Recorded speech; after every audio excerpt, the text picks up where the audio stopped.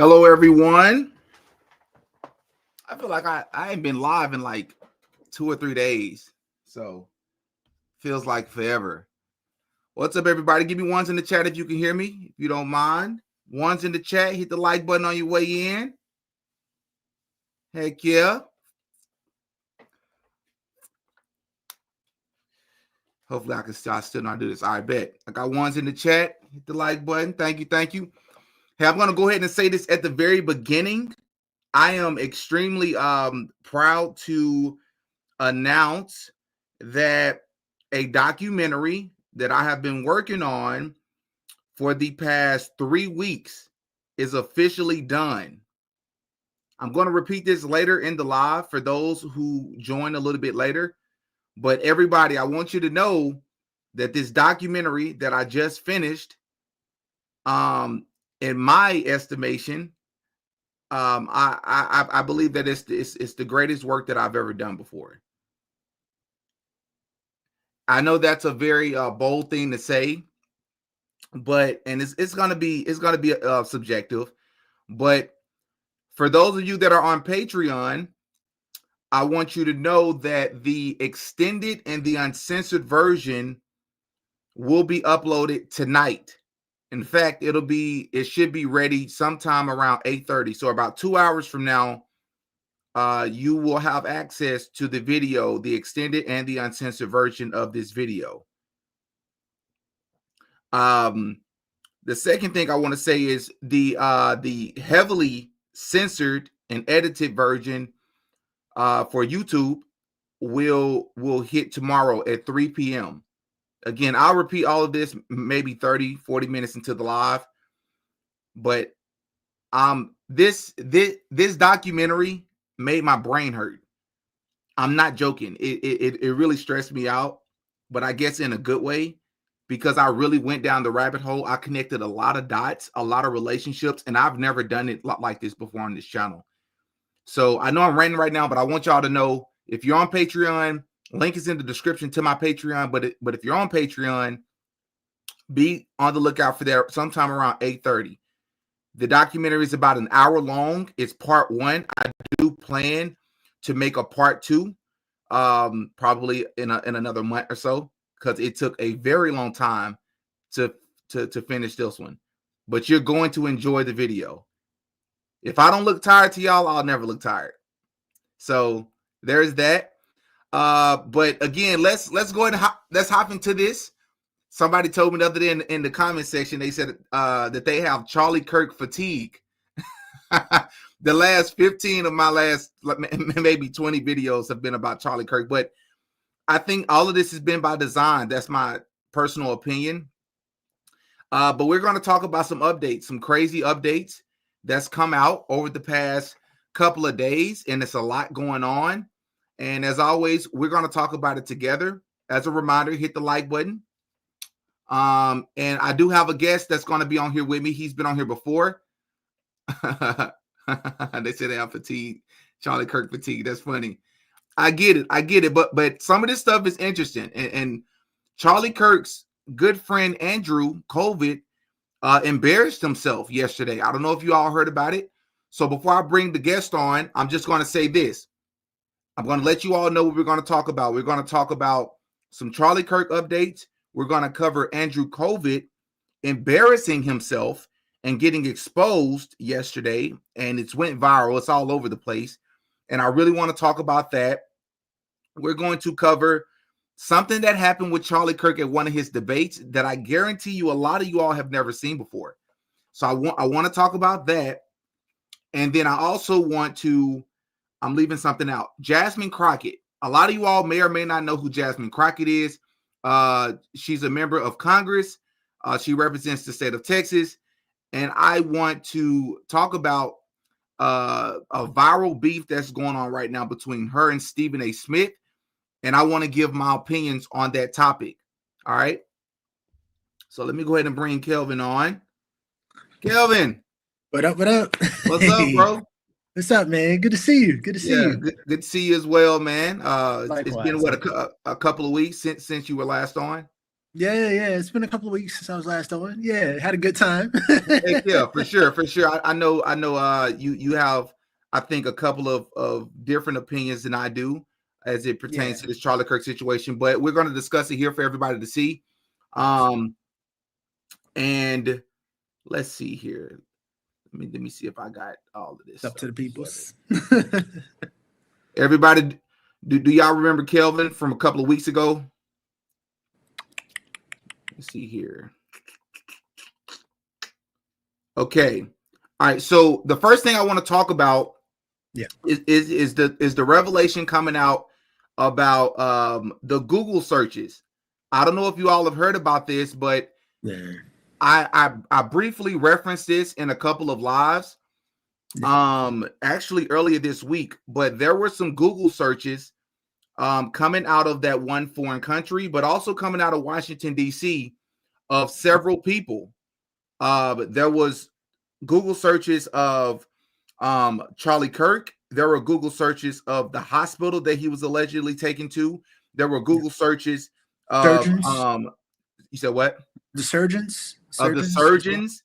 There was Google searches of all of this stuff, and it just made no sense, like the day before. So Kelvin and I are going to react to this together, but we're going to first play the clip from the Jimmy Dore show. Awesome. So let me pull that up now, and we'll get into this, man. Yeah, looking forward to it. All right, let's do it. All surgeons at this regional hospital that nobody ever heard of, that's the one they inexplicably took Charlie Kirk to. Instead of taking him to the closer place with a trauma center, they take him to this regional hospital. And it turns out people are Google searching this regional hospital from Israel and Washington, D.C. They're Google searching the medical examiner from Washington, D.C. and Israel. And now we find out they're Google searching the surgeons at that regional hospital from Israel. And they're all on this around the same time cluster. Well, I wanted to show people this. This might freak you out. Somebody figured out how to do these Google searches. Like, so you can do some kind of search and you can see what people are searching for via Google searches. Right. And so, like, if you put in something like Jimmy Dore, it'll show you all the places in the world people are Googling Jimmy Dore, right? I remember after the election, Jimmy, everyone was searching painless slip and slide methods. Do I need to get a lawyer? Yeah. Remember, because we thought Trump was going to do something? So I found this, and I was getting ready to put it on the show, and then I saw James Lee also found this, and I like the way he breaks it down. So let's listen to what James Lee, friend of the show, guest host, has to say about these Google searches that are super sus. Watch this. Let me ask you a question. When was the first time you heard the name Tyler Robinson? By the way, it's always three names, right? Tyler James Robinson. Tyler James Robinson. Lee Harvey Oswald. Why is it always three names? Anyway, let's go. Let's keep going. In case there's another guy with that name, so you can disambiguate. Is that it? I would just guess if I had to guess why, but who knows? I don't know. Luigi Mangione was just two names, right? Yeah, but all those syllables. There's only one Luigi Mangione. There's only one. And then you have Jack Ruby. What about the guy who killed RFK? What was his name? Remember, he lives in Pasadena. Harvey Oswald? Sirhan. Three Sirhans? That's like Sirhan. That's like if Chris Christie was named Christie. All right, here we go. Or the Losi Center. So let's start it again. Let me ask you a question. When was the first time you heard the name Tyler Robinson or the Losi Center? A Mauser 98. For me, and I assume many of you, it was in the days and weeks after Charlie Kirk's tragic assassination on September 10th. And you better believe I've been doing some Googling since then, right? Who is Tyler? What are the access points to the Losi Center rooftop? What kind of damage can a 30-06 caliber bullet do? But what if I told you somebody, maybe multiple somebodies, were searching those terms before September 10th? What do you think about that? Let me pause this real quick. Hold on. I'll hear what you got to say, Kevin. But see, the first thing about this for me, because I saw someone in the chat say, that VPNs apparently can be manipulated. I don't understand that. Yeah. I don't, you know, I'm not cosplaying to be or pretend as if I'm some sort of professional. But something I will say is that why would someone be searching for these people's names before the situation even happens?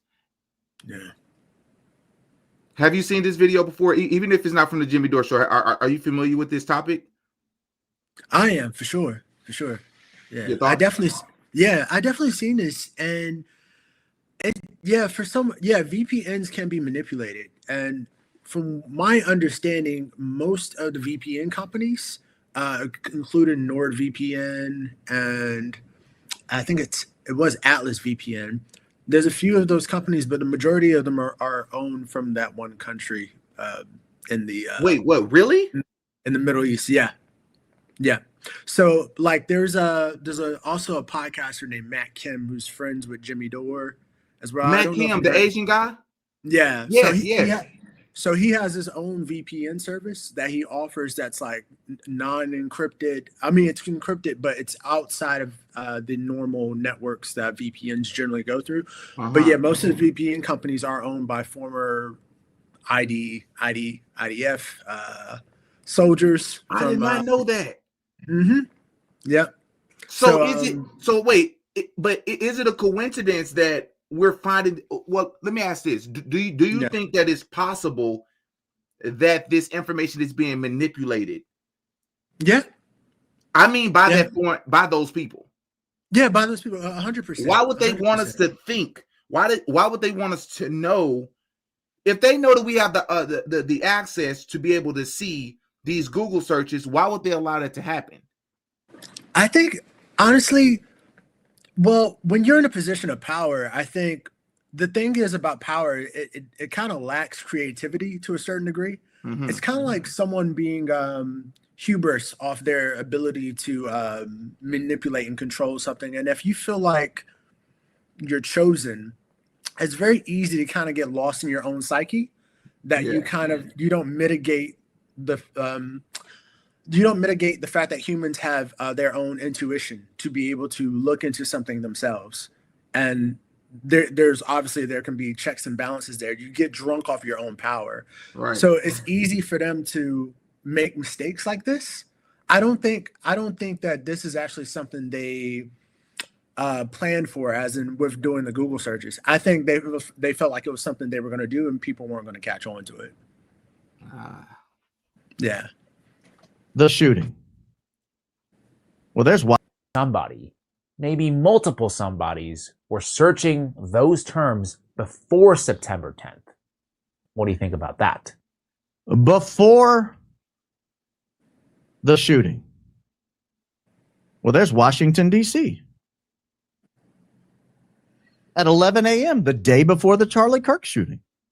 So this guy figured out the day before, he went back and saw from Washington, D.C., somebody had Google searched the guy they're claiming did the shooting.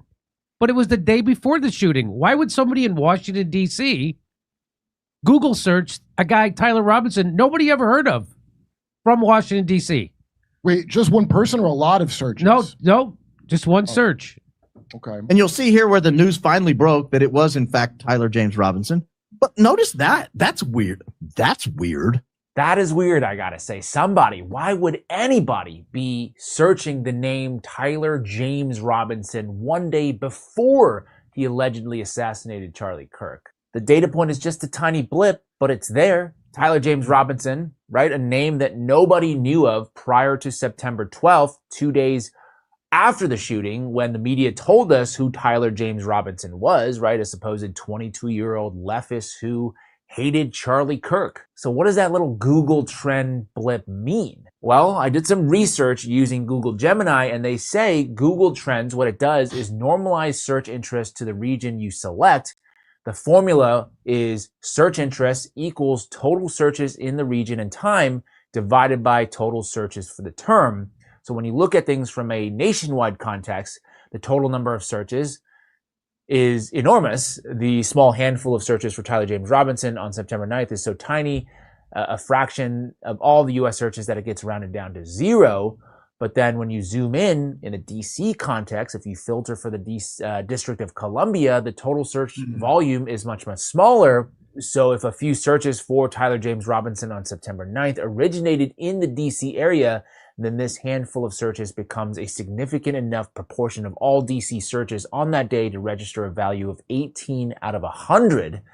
Then it says, and this part is critical, quote, the fact that the searches are localized to DC, a city synonymous with the federal government, intelligence, national media, and political organizations, strongly shifts the interpretation away from random noise or perpetrator checking his own name from an ambiguous anomaly into a strong potential signal of pre-event institutional knowledge or activity. That is interesting. And to be clear, I'm not coming to any conclusions myself just yet, but that is how Google is interpreting its own trends data. But hold up for a second, strap in, buckle up, whatever you need to do, because there is actually so much more weirdness. So we don't have to react to the entire clip, but essentially, what they're going to discuss in that clip, everybody, further in that clip is, in so many words, they're going to also find, like Kelvin was saying earlier, that they also found that within Google searches, they looked up the hospital that Charlie Kirk was allegedly taken to. And for those of you who don't know, this hospital was not the closest hospital to the campus. And it also did not have a trauma center, from my understanding.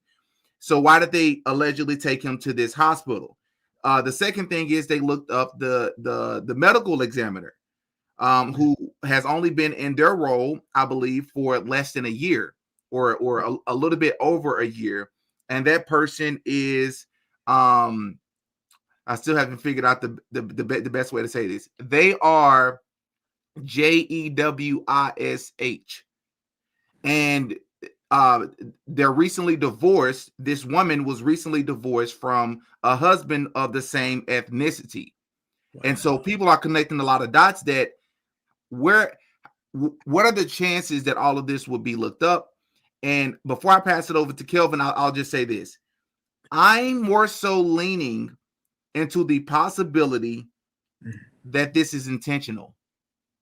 And what I mean is, I hear what you're saying, and I agree with you that I think being wealthy and powerful, there's almost a little bit of almost sloppiness that comes with it. There are certain things that you don't think about, some things you don't consider. But I personally, as I've had time to think about this, everybody, this Charlie Kirk situation has been so sloppy that it almost seems intentional to me. It almost seems intentional to me, which only helps further my belief that I don't believe that he was ever pow. But that's my belief. What are your thoughts? I digress. I was waiting for you to say that. Right. But my thoughts on the situation is, well, for people that practice or believe in Satanism. Yeah. Am I allowed to? I don't know if I'm allowed to. Yeah. Mm-hmm. Yeah. So for anyone that practices Satanism, it's part of their belief. They believe in karmic retribution. And part of karmic retribution is that they have to openly tell you what they're going to do, so they don't get any sort of karmic reaction back to them. So I believe certain aspects of this situation with Charlie Kirk, I believe some of this is set up intentionally, like the hats. You know, everyone knows about the hats that were on the table. Yeah, the 47, 47, 47, which 47, equals 33. Yeah, 33. Which is a really big number in Freemasonry. Yeah, the announcements, where I guess that was the governor of Utah, the guy that was talking with Kash Patel, and they said, well, 33 hours. Governor Patel, Cox, yeah, Kash Patel, 33 hours. So there's certain things that they put out there it's coded, but it is some sort of admission of something. But as far as the Google searches goes, I personally don't feel like they planned on that. I think that was something that they were just hoping they would just do it and no one would ever geo-track it and try to figure out where it came from.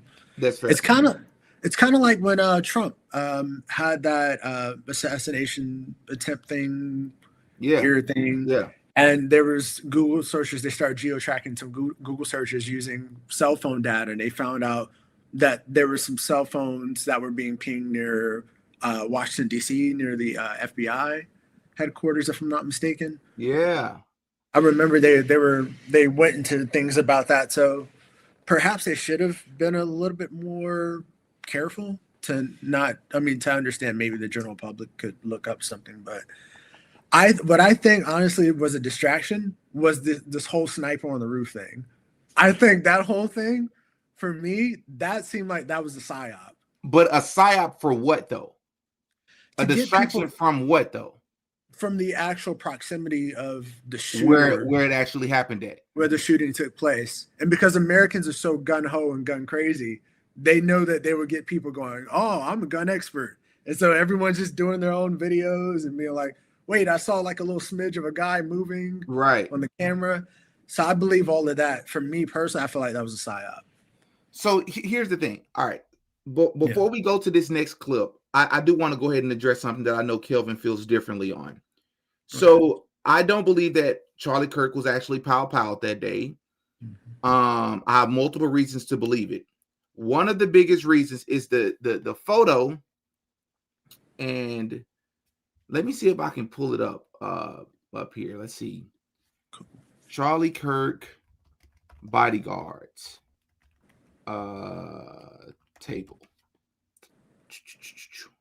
So the picture that I'm definitely not going to be able to find on the spot right now. Oh, okay. I thought you were going to say show. but the picture of the security guards. I mean, the security team. Yeah. When they're under the table, when they're under the table, supposedly helping Charlie Kirk. Here's the biggest thing that I think most people are overlooking, and you're going to have an incredibly hard time justifying this, because sometimes the smallest details can tell us all we need to know. How come when the security team was under the was kneeled behind the table, supposedly trying to help Charlie Kirk, what's the one thing you never notice? What's the one thing that no one is doing that entire time? No one is speaking. So let me make sure I understand this. You just witnessed someone get pow-powed, which is a complete shock, right? It should have caught everybody off guard. No one should have known this was going to happen. Everyone should be in a state of shock. If you're the security team, maybe you're not as shocked because you're in this type of business. So maybe you just get to work. At the very least, you should be like this. I'll grab this. You go get this. I'll do this. Pass me that. Here, let's do this. Not a single one of them are speaking. Everyone's silent. They're handing stuff off. They're pointing. Nobody's talking. Now, Kelvin, you could easily say, well, yeah, that could mean at the very most negligence on the security team, but that does not necessarily implicate Charlie Kirk. This is my response to you. Okay. I think it does when you pair that in conjunction with the fact that we still don't see any red liquid leaking anywhere. Anywhere. We covered in my last live, I believe it was my last live.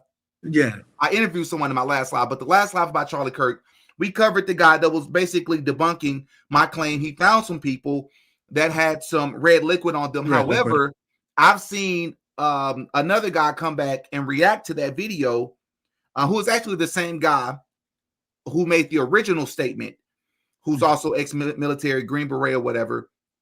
He actually followed up and reacted to that and said that, one, that's not enough red liquid in his opinion if he was actually working on Charlie Kirk. He said his opinion, the amount of red liquid that he saw in the guy's body would be consistent with carrying Charlie Kirk to the car. He said, but we still never see any red liquid leaking on the concrete or anywhere at any point in time.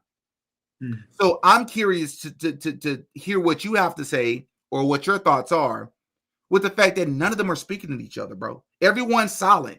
It's like everyone knew what to do. Nobody's talking.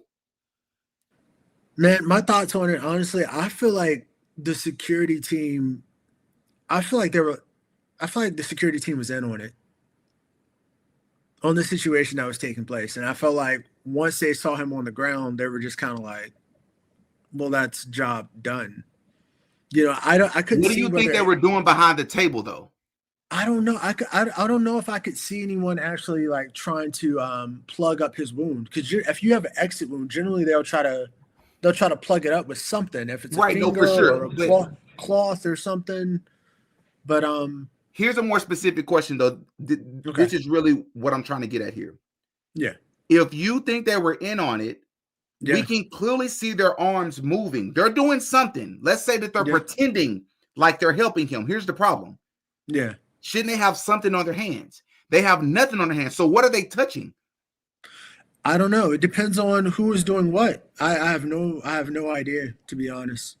I unless we can have X-ray vision to see under, like, past that table, there's no indication of what exactly it was that they're doing. But the facial expressions was what was bothering me the most, especially the guy with the sunglasses that everyone kind of suspects he kind of had this arm cha-ching thing going on. Yeah. He just had this grin and smile on his face with sunglasses on. I think a natural reaction to something like that, if it's your first time seeing, obviously they're trained security, but no one's anticipating for an assassination attempt. Like, nobody. No one's like being like, oh yeah, people get shot every day, so we're just kind of like, we're just ready for it. Right. I think if it was a genuine situation, sunglasses would have got removed.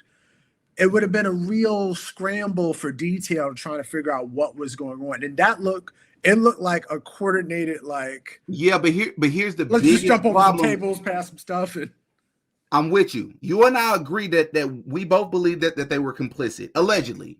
Here's the problem, though. This is where, because I know we still differ with the Charlie Kirk, what role he played.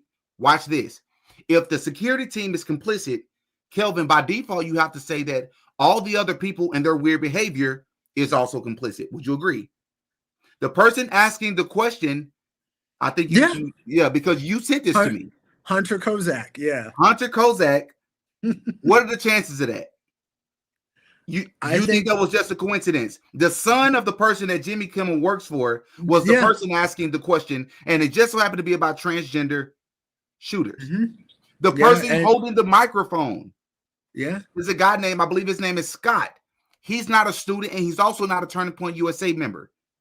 Wow. He was a volunteer for that day. We covered this on the last live. Candace Owens also spoke about this. He wasn't a student, bro. Yeah, because I thought everybody's new. The medical examiner is new. The Utah FBI director is new. The person holding the microphone was new. All these new people surrounding Charlie Kirk that day. Here's the biggest issue. If you're going to say that you believe that the security detail was complicit, they weren't the only ones acting weird, bro. Also, the young people.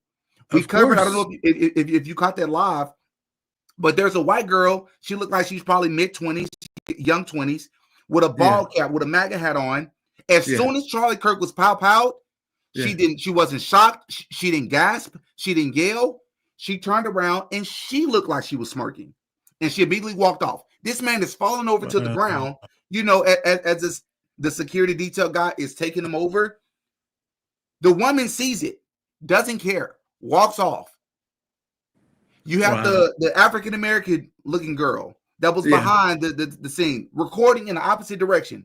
She's not yelling. She's not screaming. She's not trying to protect herself. She's not looking for other people. The guy who took the security camera, he left the scene and went in and posted up on the hillside by the lever and started recording. Oh, yeah, so I saw that. Yeah, I saw that guy. So if you believe the security detail was complicit based on their odd behavior, would you also say that those young people were complicit too?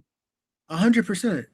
So because the thing is I did research on Hunter Kozak, and I found out Hunter Kozak, the guy who asked Charlie the last question, he's tied to another organization called Unfuck America. Oh yeah, that's right. Destiny's organization, right? Yeah, and there's some footage of him talking about Charlie Kirk, the guy who asked the question, in a very unflattering way. I sent the clip over to you. I don't know if it's YouTube safe. I think it is. From what I saw, it's YouTube Where did safe. you send it? Was it on Instagram? Instagram.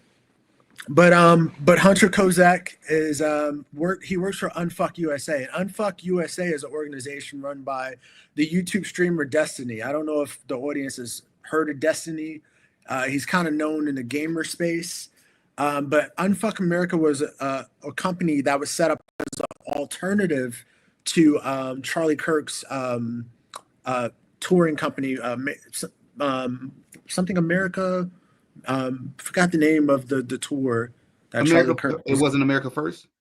No, it was the Bringing America Back tour or something. Okay, got you. Yeah, so Charlie Kirk's logo for at where the shooting took place, the logos that are all over the canopies, that's the name of Charlie Kirk's company, and they have an alternative company called Unfuck America. Same logo style, same design, but long story short, this kid is talking about Charlie in a very unflattering manner. And the reason why that organization was founded was because they felt like Charlie Kirk's message going around the college campuses was a bad message to be sending out there. They're a liberal, far left leaning organization. And it was founded by a lady who's from the place in the Middle East. She's from that community. It's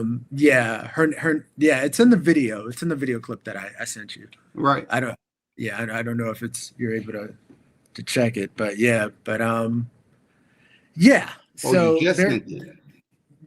so there's some correlations between that, and there was a member in the audience that I saw at Charlie Kirk's Charlie Kirk is walking out to the crowd, and a member of the audience is also a member of Unfuck America.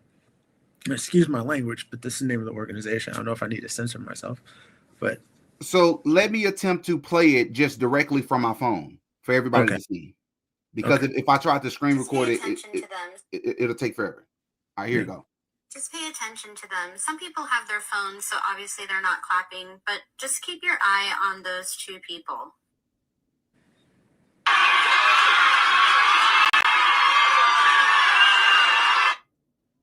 And before anyone wants to say I'm accusing these two people of being guilty of this crime, their behavior is certainly worth the FBI calling them in for questioning.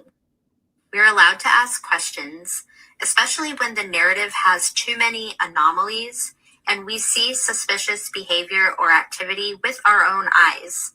All we want is the truth, and we have a right to ask. So everyone's clapping except those two. As far as walking out.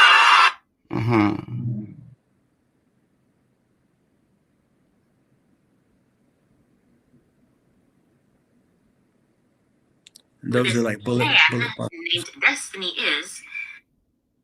Just pay attention to them. Some people have their phone. Okay. On their websites, they have a roster. Okay. On their websites, they have a roster of their creators listed. So Z is there, Destiny is there, and this guy is there, Hunter Kozak. Do you hate Charlie Kirk? I know I do. Charlie Kirk is currently poisoning the mind of every young American who can stand to look at his stupid face. And we're trying to do something about that. Charlie has something called the Student Action Summit in Tampa, Florida on July 11th. What a coincidence. That's where I'm going to be. This is me and a whole bunch of other creators on this page are going to try to unfuck the damage that Charlie Kirk has irreparably done to the country. If you want tickets, link here. So Charlie Kirk, bastion of free speech and the marketplace of ideas, cut off my ticket. So what I'm going to be doing is infiltrating as a Trump supporter. So I just acted confused and said, I don't know what happened with my ticket, but I'd like to buy another one. And on their websites, they have a roster of their creators. So Hunter Kozak is also ethnically. Kozak is a But see, what are you getting at though? Do you believe, based on this information, what do you think that means though? I think that means that this company, Unfuck America, And there's a YouTube creator, Nice C. She's a African Canadian creator, whatever. She did some research on her end as well too, that's part of where I gathered it from. But but overall, I think with the Unfuck America thing, I feel like what this is revealing is that Unfuck America was an organization that was kind of set up as pretty much like an alternative group they could activate at any given moment if they needed something done right on their end. And it kind of like something violent or just something to like counter protest. Counter protest or something else. Or enact something sinister, and it kind of absolves direct liability going to that place in the Middle East because they could cede finances to that company through a third party, and it's no real direct connection. So, but the founder of that was Destiny and another lady named Z Cohen. I think Cohen kind of. That's crazy, bro. That's crazy. That's crazy. And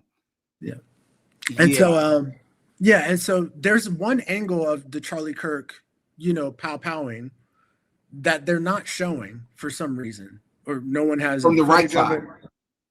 But see, that prompts another question. Has anybody, hey chat, has anybody thought about this? We've said it before. I'm going to say it again. There were thousands of people, hundreds of people out there. Where is all the camera footage? We've seen some miscellaneous videos here and there of people standing way back by the centers. We should have seen hundreds of videos from all different angles. They don't exist. Where are they? Yeah. How come the only videos we seem to get are the ones that almost feels like we're supposed to see? But I do want to address this comment right here. Jamie says, I'm 8 minutes behind, and he is saying no red liquid. Barra saw it in HD like a water hose from his neck. You sound like Kelvin. I'm pretty sure that's Kelvin's position. My position is I saw it on live by accident when it first happened. I shed a tear. No one deserves that if that actually happened. I am now entertaining the idea that there's a good chance that may have been AI. Part of the reason I believe that, there's 3 good reasons. One of them is because I listened to a doctor, and I covered this on Patreon. A doctor said when he saw the video, in his opinion, what he saw was not real red liquid. He said because that is not what it typically looks like when it is expelled from the body. He says that looks like something from a video production.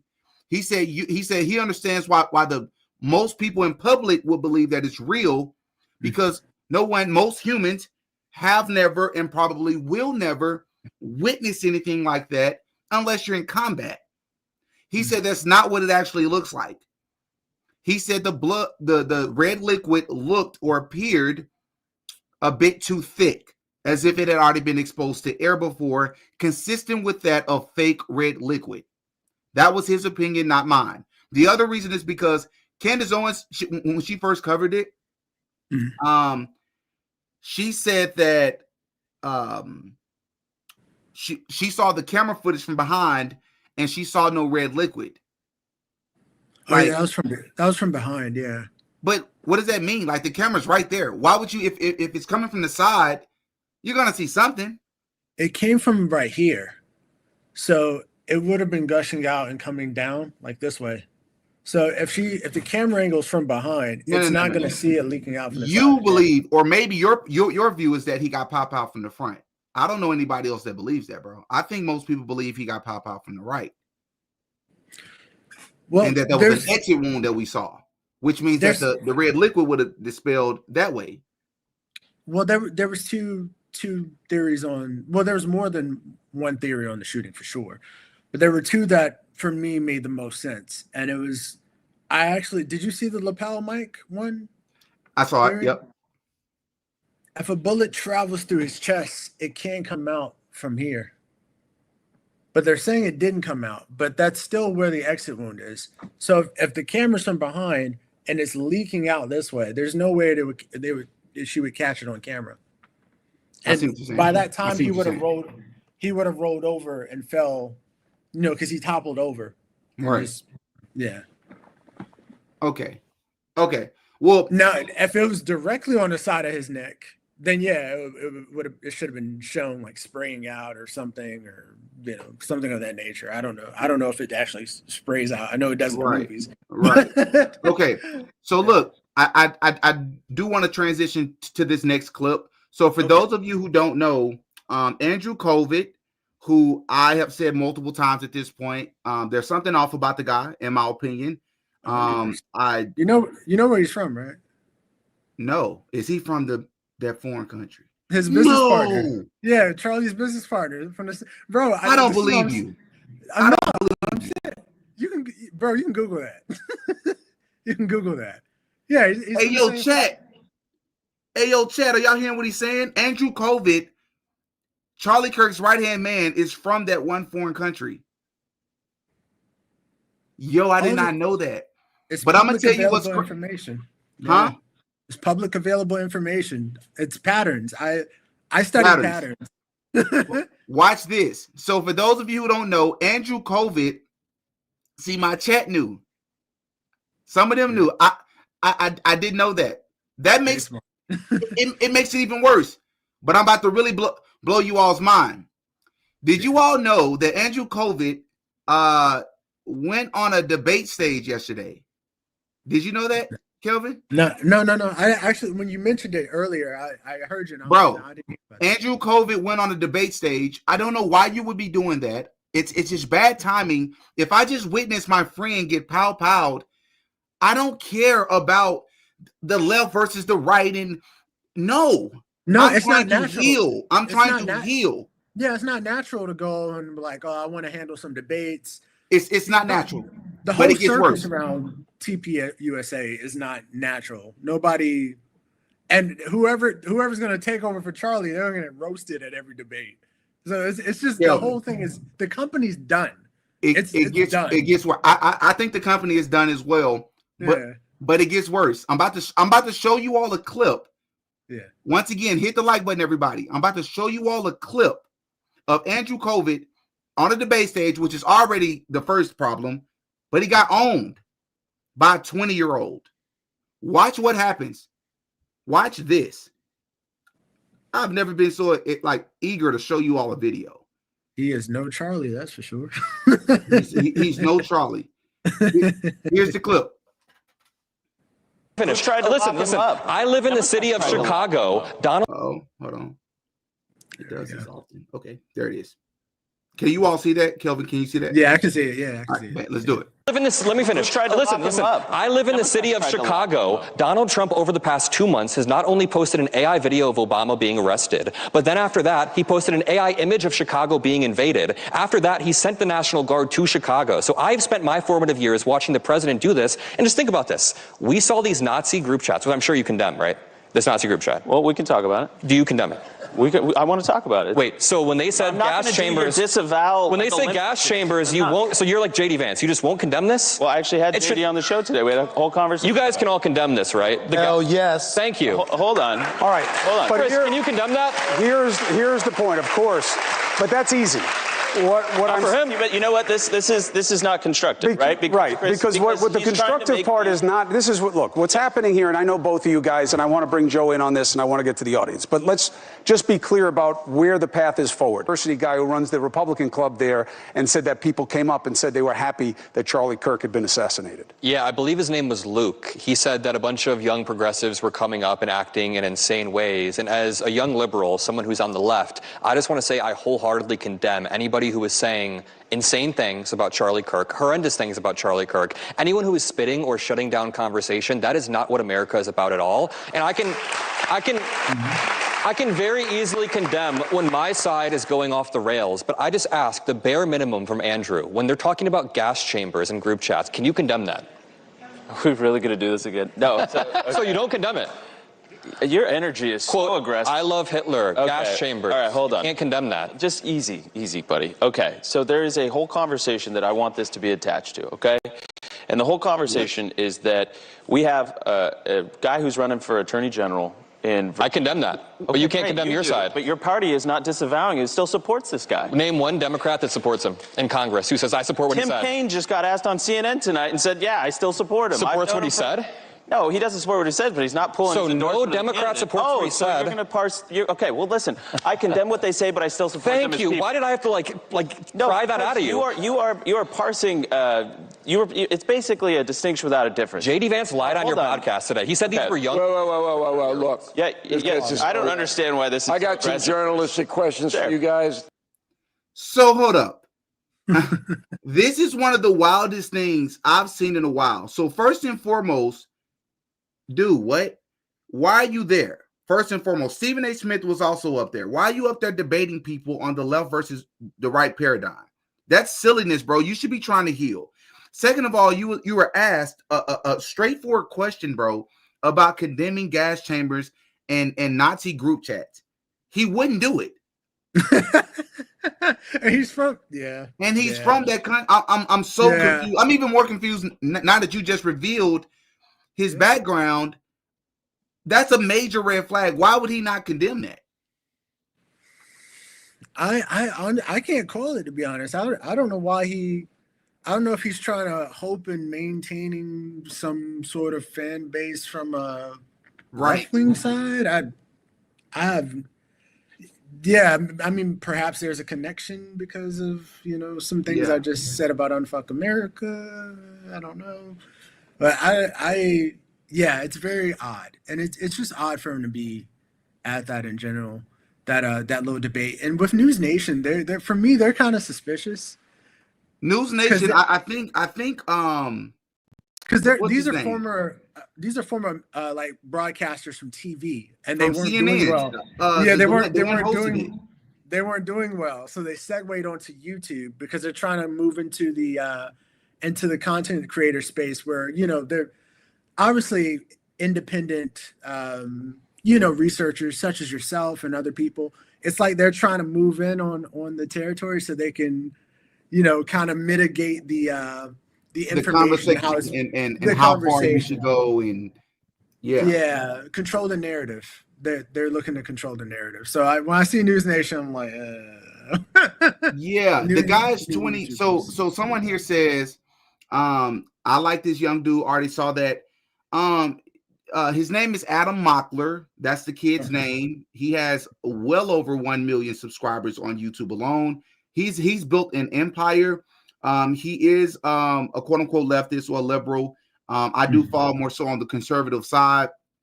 For those of you who may be new here, I believe that it's impossible to be a believer of Christ and to be a Democrat. That's my personal opinion.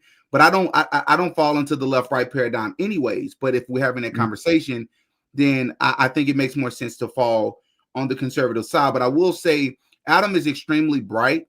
It's just when it gets to certain conversations, it seems like all of his intelligence goes out the window. Like if you ask him a simple question like, how many genders are there? All of a sudden, he can't tell you how many genders there are. It's very odd that we get that way on a question that we all know the answer to.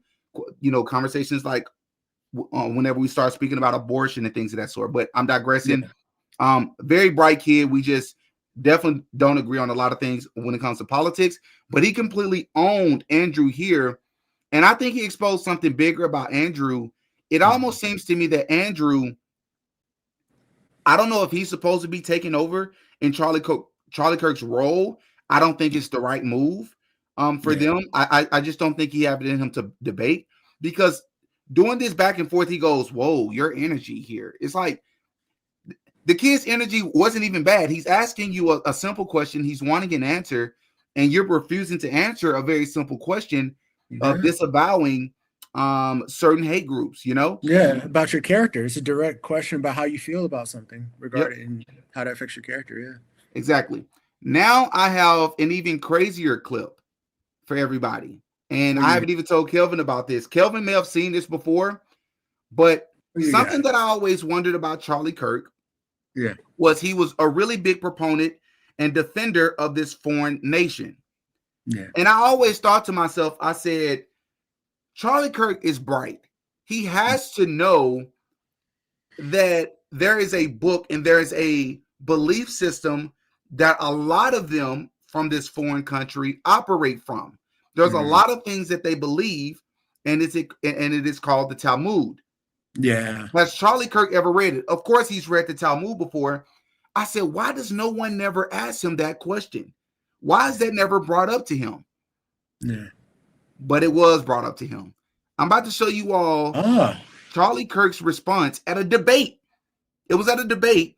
He was not only asked about it, I don't think it was read out in detail the things that the Talmud says. And it's some of the most demonic, craziest things. It is. What's even more crazy? What's even more crazy? Absolutely, James. What's even more crazy is Charlie Kirk's response. As a follower of Christ, it is literally incongruent with your belief as a follower of Christ. If you claim to be a follower of Christ, you have to disavow the things that these people stand for and what they believe. Let's see how Charlie Kirk responds when it is read out loud to him in front of a crowd of hundreds of people. Let's see what Charlie Kirk has to say.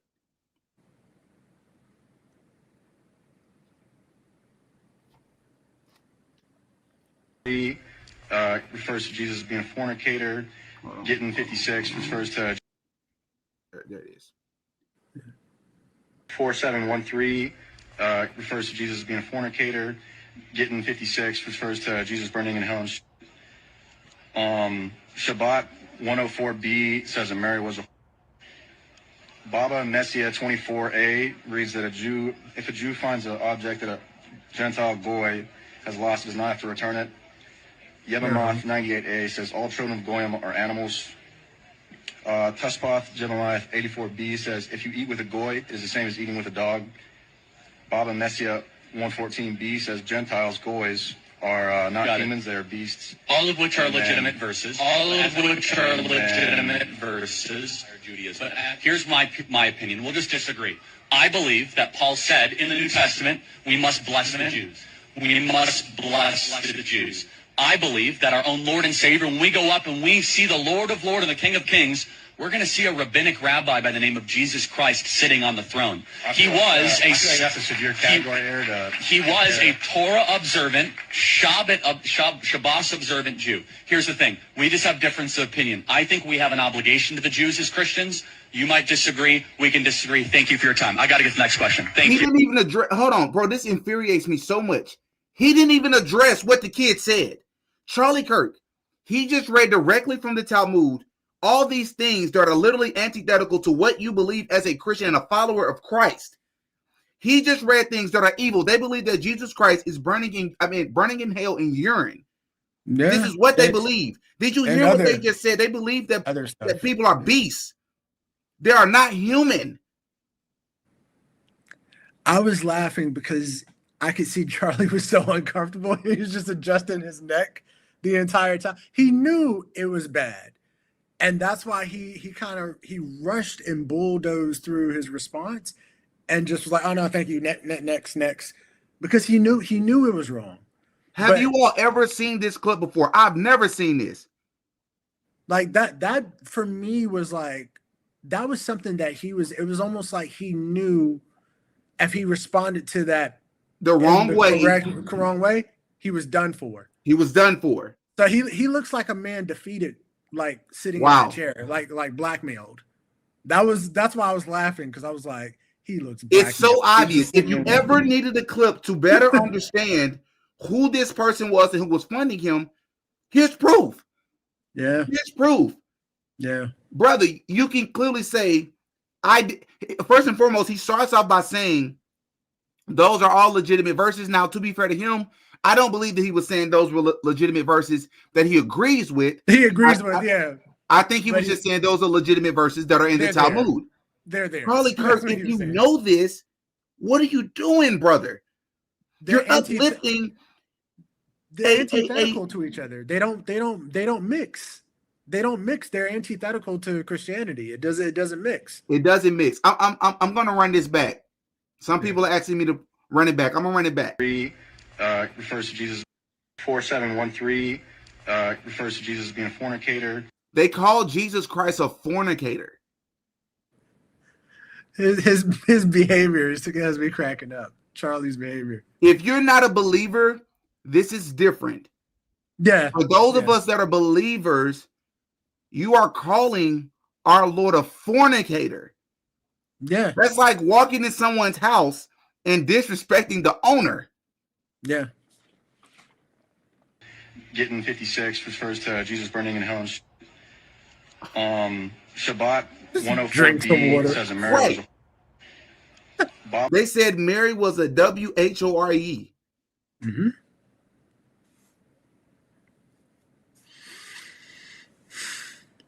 Please help me understand, do Christians here not support Israel? Because the Bible is very clear on those who bless it.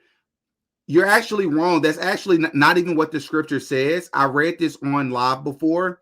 And just so we're clear, in the scriptures, Israel are followers of Christ, the descendants of Abram. It is not a foreign nation. Yeah, it's not a nation. Especially, it's not a foreign government, respectfully. And I do mean that with grace. It is not talking about someone and their ethnicity. That is not what the scriptures. If you bring the scriptures to me that prove that, I will completely take back everything I said, but you won't find it. The scriptures are clear. Yeah. And even if that's what the scripture says, if you have a specific group of said nation that believes the things that this kid is reading, why would you not be furious? Furious in righteousness, but why would you not be furious as a believer of Christ? At offense to what's being said. Why are you not offended? How dare you say that about my Lord?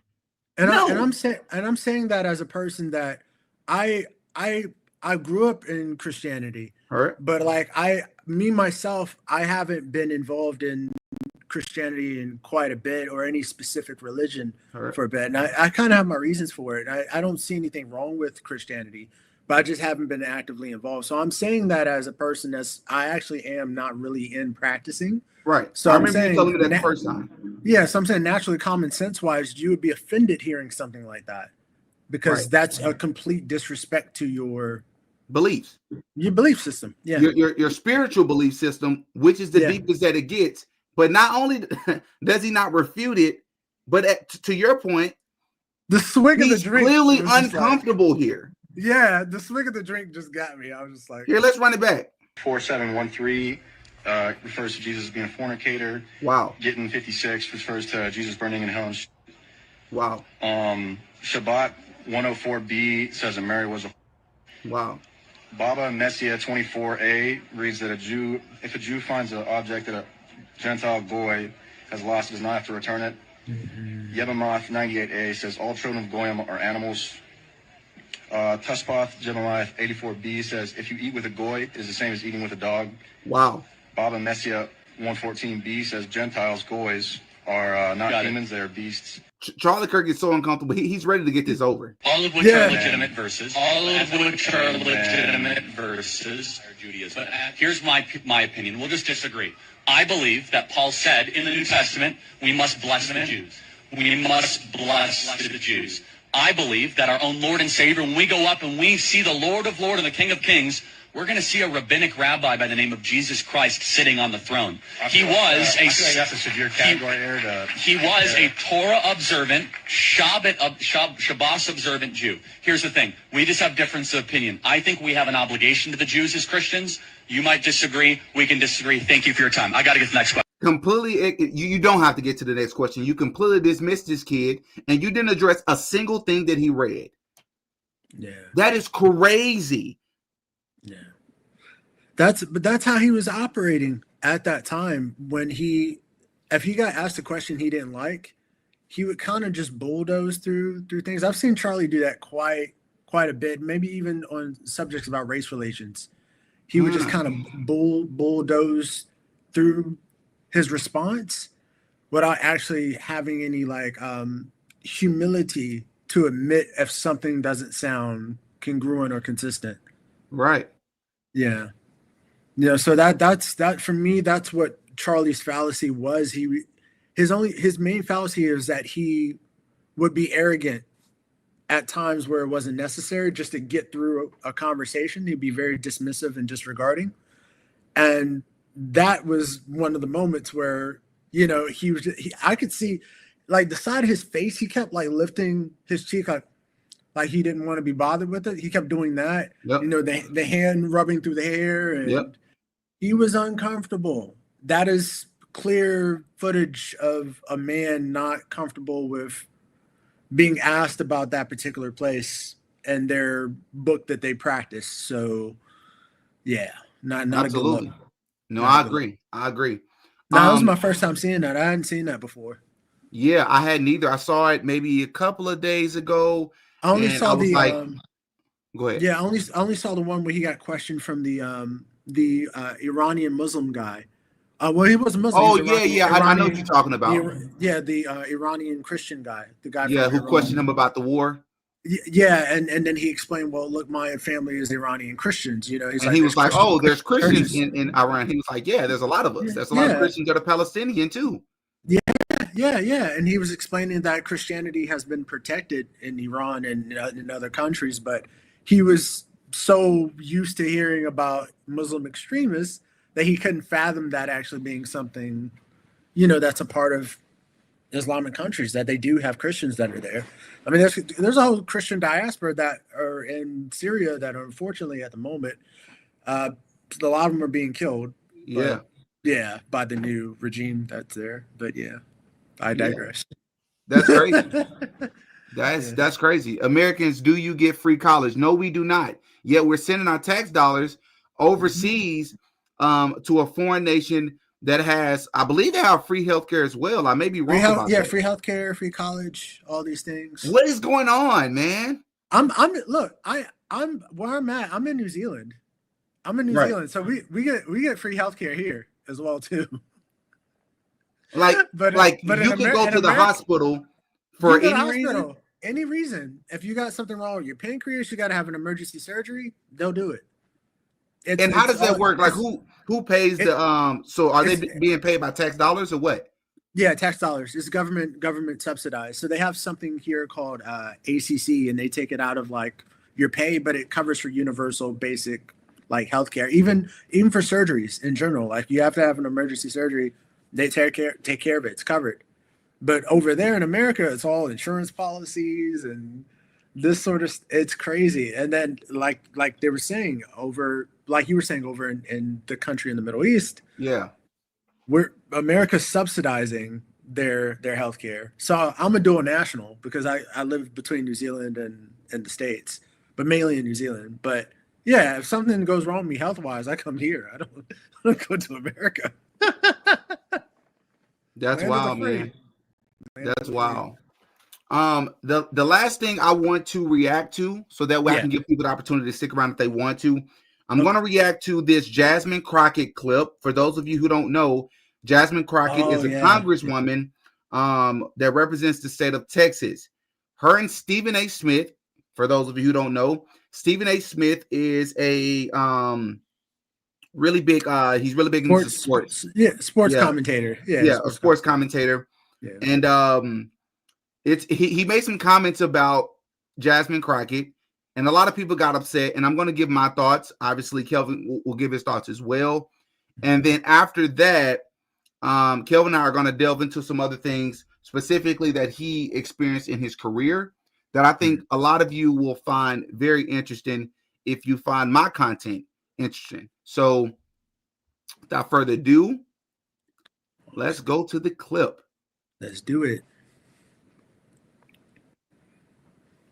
For the okie doke, stop believing the lies that they are putting out there and the terrible racist tropes that they are constantly using to rile people up. It is time to recognize that while you thought the enemy was the immigrant, or you thought the enemy was the trans person, or you thought that the enemy was the black folk, or you thought the enemy were the women, when the reality is that the only person that is harming you right now, if you are struggling to make sure that you can pay your bills, if you're struggling to feed your family, if you are struggling to find a job, if you are struggling to keep your business open, or if you are a farmer, while we currently have record level bankruptcies by farmers, it is not any of those people on the list. It is the old white Nepo baby that is sitting in the White House that is causing all the destruction, pain, and problems that you are enduring.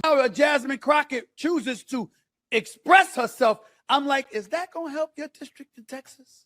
Now, let me just say this just really fast for those, especially for those of you that will be watching this back and not watching it in real time. Jasmine Crockett was the African-American lady that was just speaking. Once again, she represents the state of Texas. She is known, in fact, she's gained a lot of popularity because she is very, very flamboyant and very, very quote-unquote ratchet. Yes, I'm not saying that she's not qualified, but she is over the top. It's really bad. But I will say that the clip that we just watched is not a great example of what I just described. I have no problem with the clip that we just watched. I think she conducted herself appropriately. However, you don't have to know who Jasmine Crockett is. You don't even have to understand politics. All I ask you to mean, all I would need you to do is go to YouTube and type in Jasmine Crockett ghetto moments. She literally has a highlight reel of her in Congress using colloquialism, calling people weird names that you should only be using if you're like talking with your friends at the bar, if you go out to bars, or talking with your friends in the comfort of your home. She's using this language in Congress. Stephen A. Smith is about to give his feedback on the way in which Jasmine Crockett has been conducting herself for the past year. Because almost every clip you find of Jasmine Crockett, she's calling Donald Trump every name in the book. Let's be clear. I have a lot of criticisms about Donald Trump, obviously, if you follow this channel. But there's a way as a congressional member, when you have a constituency to represent, to conduct yourself. Stephen A. Smith is about to give his feedback, and he got a lot of pushback from the Black community, as you're about to hear. Aren't you there to find a way to get stuff done as opposed to just being an impediment to what Trump wants? How much work goes into that? I'm just going to go off about Trump, cuss him out every chance I get, say the most derogatory, incendiary things imaginable, and that's my day's work. That ain't work. Work is saying that's the man in power. I know what his agenda is. I'm not exactly in a position to stop him since the Republicans have the Senate and the House. But maybe if I'm willing to work with this man, I might get something out of it for my constituency. Because like Joe Manchin said, he's there to represent, or was there for 15 years to represent, the people of West Virginia. She's supposed to be there to represent the people of Texas.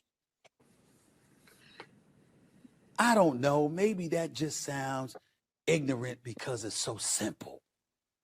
But it ain't that damn complicated. We make it complicated. I'm gonna let this clip finish, I promise. But I do want to address this comment right here. Peace be with you. She could be a plant also. I 100% agree. And that's something I'm going to talk about next. And I'm not going to say prove. I don't want to just loosely use that term. But I'm going to tell you all why I believe that this woman is 100% a plant. And why you should not be trusting these politicians. Go ahead, Kelvin. No, exactly what I was thinking as well, too. When they platform someone who lacks any type of like elegance, right, about how they go about. Where do these people come from? Their speech. How did you get in that position behaving that way?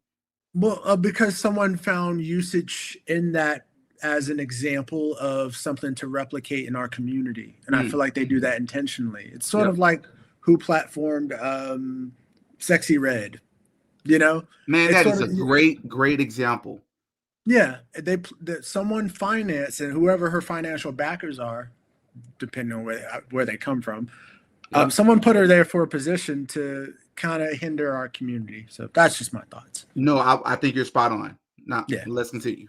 Yeah. Damn, it's frustrating. It is. You really can be. I felt compelled to come on the air a little bit earlier this week after what I've had to endure this weekend. What I had to endure this weekend were an abundance of people talking a whole lot of stuff about me because they did not like what I had to say about Representative Jasmine Crockett. She is a Democrat out of Texas, Texas's 30th congressional district. Her work, and her verbiage and all of that stuff speaks for itself. And she has become, a big time public figure in essence, not just as a representative, but speaking out on a plethora of issues involving the current administration and the White House, et cetera, et cetera.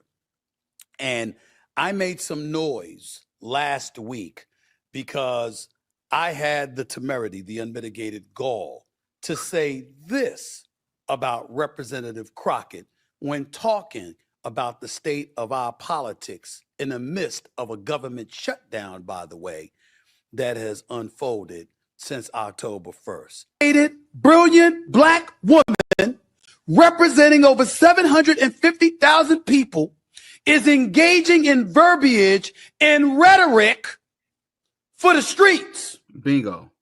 And that's fine when you're in the streets. How many of y'all bring the streets to the table when you're at the negotiating table trying to get a deal done?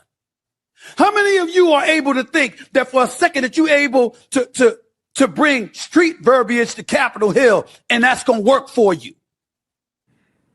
You literally have senators and congressional figures on Capitol Hill on the side of the Republicans telling the networks, whether it's Fox News, News Nation, or anybody else, please, please, please put her front and center on camera. Why would they do that? Yep. Because they know it wins for them. To know how to talk to white folk. Now, this is comedian Godfrey. Let me say this about Godfrey before this clip plays. I think this will be maybe just another minute, and then we'll react to this, to everything.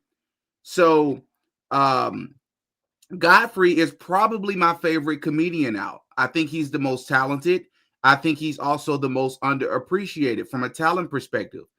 Godfrey is also one of the most dislikable people when he opens his mouth about politics. It's extremely annoying to me.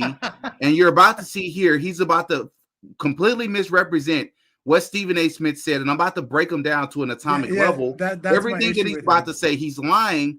And I see someone here said, and this is a common person that supports the show, and I disagree with you. You said that he's a house ninja. I mean, if you mean that he buckles for the people that he works with for ESPN, which I think falls under Disney, then sure, a lot of people are like that for their bosses. But I don't think he's a house ninja when it comes to being critical, because he's been complaining about Trump for 5 years, and nobody says anything. This man has been yelling and complaining about Donald Trump for 5 years. Call a spade, bro. Now, I want you to listen to what Godfrey is about to say.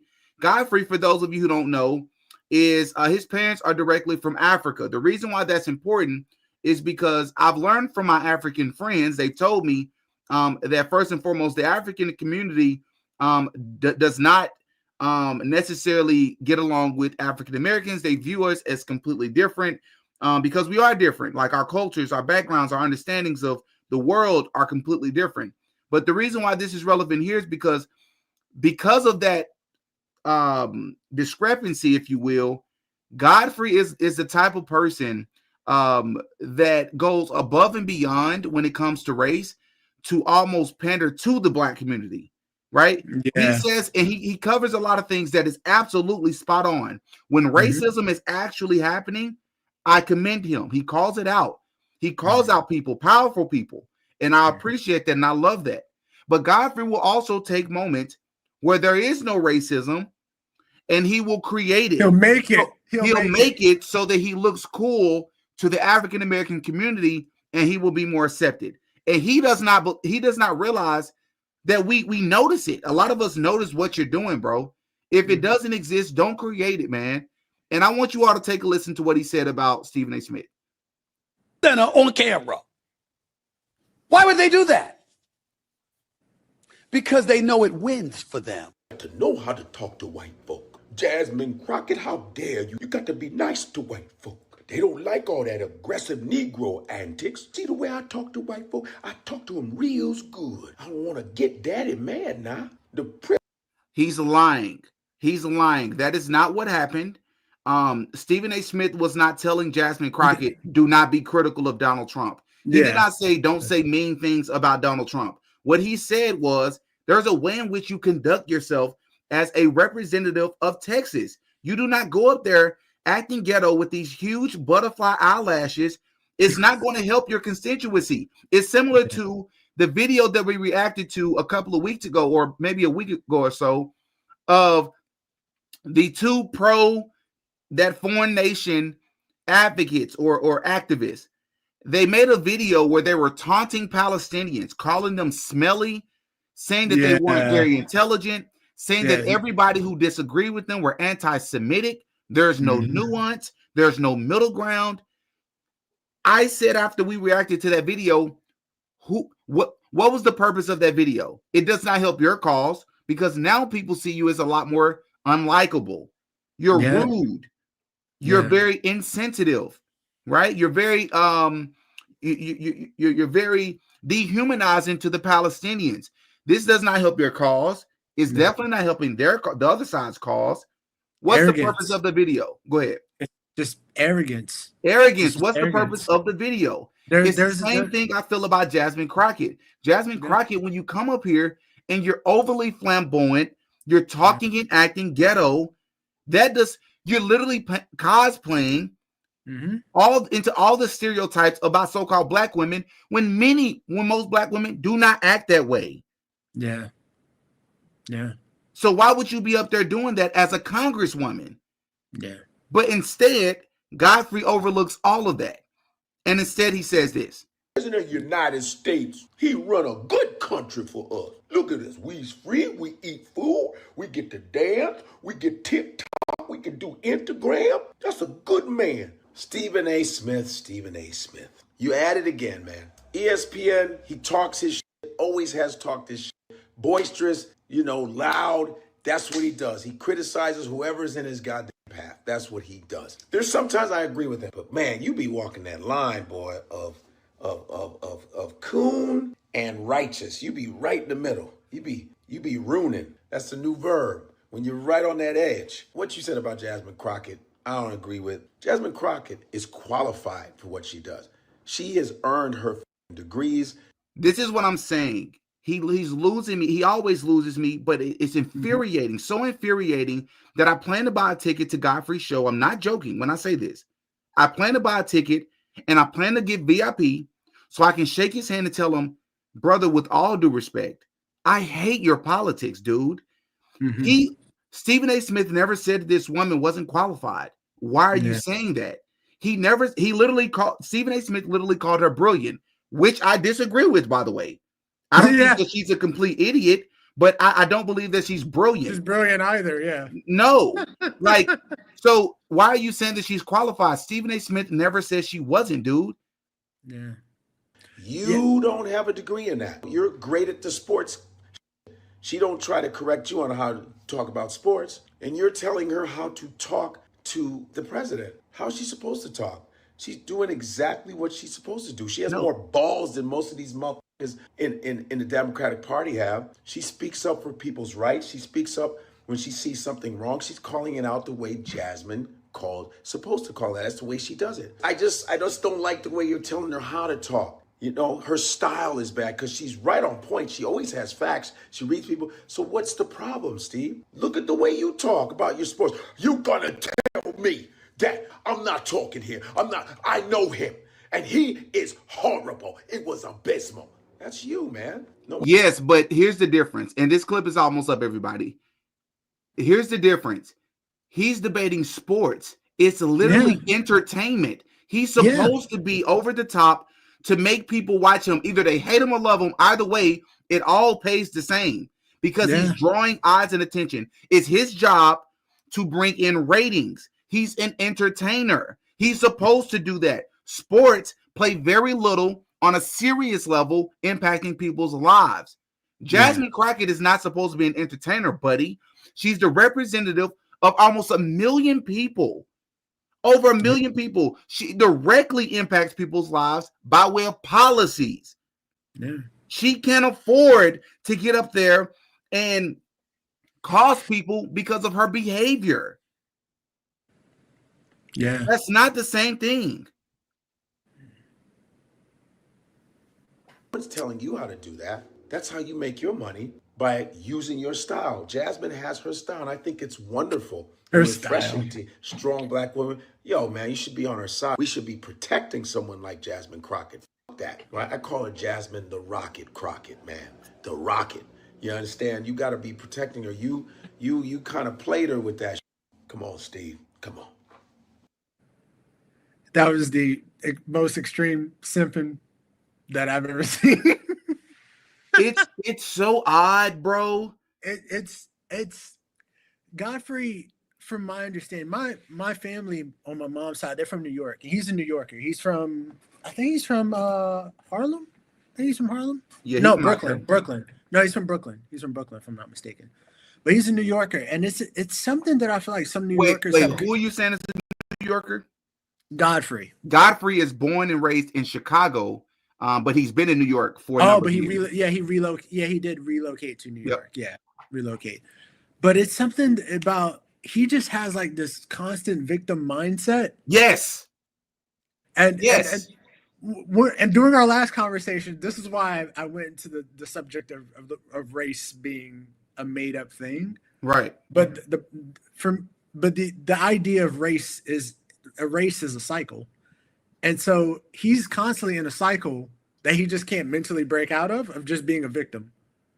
But here's the thing, though. We were talking about plants, Kelvin. I really question, bro. Yeah. If he's doing it on purpose, or if it's more of what you said, like he really can't help it. Like Godfrey looks great for his age. That dude is he does. 50. He does.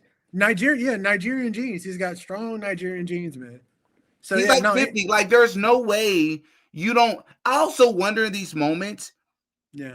If he ever considers that people are plants. For those of you that don't know about Jasmine Crockett, and it sounds like a lot of y'all in the comment section already know this. Jasmine Crockett comes from an incredibly wealthy family. Really? An incredibly wealthy family. Jasmine Crockett, everybody. She's that's what I'm about to say. I won't use the word prove, but I do have some good information for you. If you want a documentary to check out I don't really care for him as much, but his name is Benny Johnson, really big guy on the conservative side. Benny Johnson, of all people, did a documentary on Jasmine Crockett. Wow. This documentary, and I'm all for exposing people on both sides. I don't care what side is on. If you're a fraud, you're a fraud. Jasmine Crockett attended one of the most and I think it's number one of the most wealthiest high schools, private high schools in the country. I think tuition was like, I don't want to butcher it. It's like $20,000, $30,000 a year. High school. Yeah, that's a plant. How were you able to afford that? And how is it, or who is it that you saw that caused you to start acting and behaving that way, buying into all the stereotypes of black women, knowing most black women don't act like that? Ghetto black women act that way.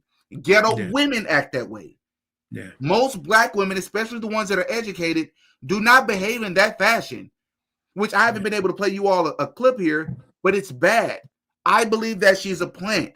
She's been funded, much like I believe Charlie Kirk was funded. Mm-hmm. I believe that she was funded to play her role in that position that she's in. She's oozing with money. She has no idea what it's like to be a regular American. I don't think she's ever known. Look it up. As I always say, fact check me. She went to one of the wealthiest high schools and colleges because she went to law school. She also owned her own law firm. Wow. This is a fact. This has nothing to do because she's a black woman. Stop it. If you are a brilliant human being, I'm going to support you. Yeah. If you stand for things that align with my values as a follower of Christ, I'm going to support you. But even if you disagree with me, you have the right to speak. All we're saying is, if you're really trying to help people, Jasmine Crockett, why are you doing it in a way that is counterintuitive? Yeah. Why are you misrepresenting, what she would naturally know coming from a potentially wealthy family?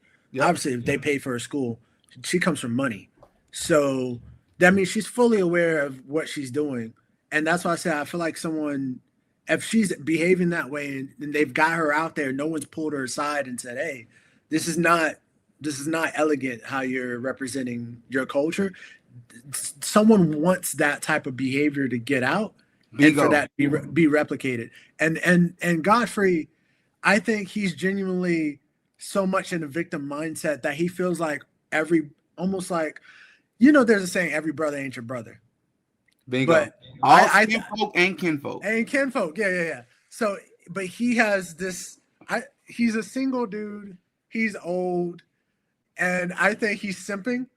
And he feels like, oh, that's a woman, so I need to get up and say something. And it's like, bro, like she don't need you to come and save her, bro. No, she's loud enough and she's well spoken enough. But real quick, everybody, Jasmine Crockett attended Mary Institute in St. Louis Country Day School. First and foremost, when your high school is that long, he went to Mary Institute in St. Louis Country Day School.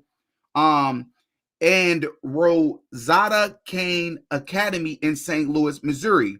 As for whether the school was wealthy or not, yes, at least one of them. Mary Institute in St. Louis Country Day School is a private, prestigious prep school. Its tuition in recent years has been quite high, which implies substantial resources and selectivity. Let's see if we can find how much tuition is. As a matter of fact, I'm just going to ask. Let's see. How much was the tuition per year? This is Jasmine Crockett, the person that is pretending like she It's not that you have to grow up poor to represent a constituency, but don't cosplay as if you know. That you came from it. Yeah. She went to an all-girls Catholic school. Bro, the tuition is $15,000 per year for high school. Yeah. Per student, you're paying almost $16,000, but the Mary Institute, 7th through 12th. Y'all ready for this? Would anybody like to guess how much the tuition was per year? The tuition at the Clinton School was it was cheap. It was really cheap. And I went on a scholarship. I'm responding to this comment here. I went to the Clinton School for my master's. But anyways, 7th through 12th. Which is the upper school that Jasmine Crockett attended. It's called Mary Institute in St. Louis Country Day. That's a really good guess, Otto Hoax. It's $35,000 a year. Kelvin. Garcia got it as well. Yeah. Wow. $35,000 a year, bro. Damn. Jasmine Crockett is not like us. No. She didn't grow up in any type of hardship or any type of lower income area. So she's being disingenuous with how she's presenting herself, man. And that's what I mean.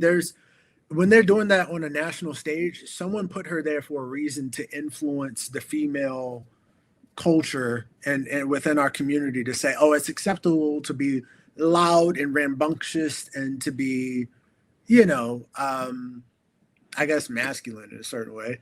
But yeah, I agree. William, I agree. You destroy an argument with calm, intelligent verbiage versus emotional, aggressive ghetto talk, any race. Absolutely. Yeah. She could have been brown. She could have been black. She could have been Caucasian. She could have been yellow, purple, green. It does not matter. It's the way you conduct yourself. Yes, this is keeping blacks accepting this as normal. Yes. And to Kelvin's point, this is why I believe that people are placed in positions and these people come out of nowhere. How are you attending a really grade school? Because 7th through 12th, starting as early as 7, $35,000 a year. Yeah. What did your parents do for a living? Probably boule. Probably. Hey, you laughing, probably boule. Stephen A. Smith is in the same tribe as well too, so I don't really have much love. I don't dislike him, but but I'm aware of where he's at as well too. So who? Stephen A. Smith. Stephen A. Smith. Yes, Stephen A. Smith. Yeah, that's a he's three-dimensional conversation. I absolutely agree with you on that. Sonic Like Club. Stephen A. Smith is an interesting character too. His rise is very interesting to how he got to where he was. Yeah. Heck yeah. So yeah, everybody. So that's. I think that's gonna. He may come up. I'm not so sure what all Kelvin's wants to talk about here, but those are the updates we're gonna cover with the Charlie Kirk thing as of now, unless something comes up organically. But I know it's some stuff I've been wanting to talk about with Kelvin as it pertains to his career and the things that he's witnessed. Because for those of you who don't remember or know, he's an actor. That part. Yeah. So yeah, bro. So and this is genuine right now. So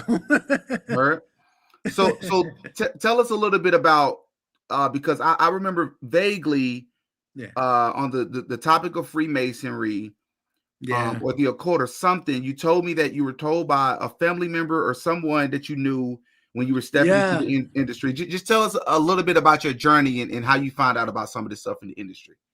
Got you. So my uncle works for ASCAP Music Licensing, and ASCAP, they're part of in the music industry. There's two music licensing companies. There's ASCAP and there's BMI. So if you release music, you're a rapper, singer, any music artist, your songs have to be licensed through copyright in order for you to get your residuals.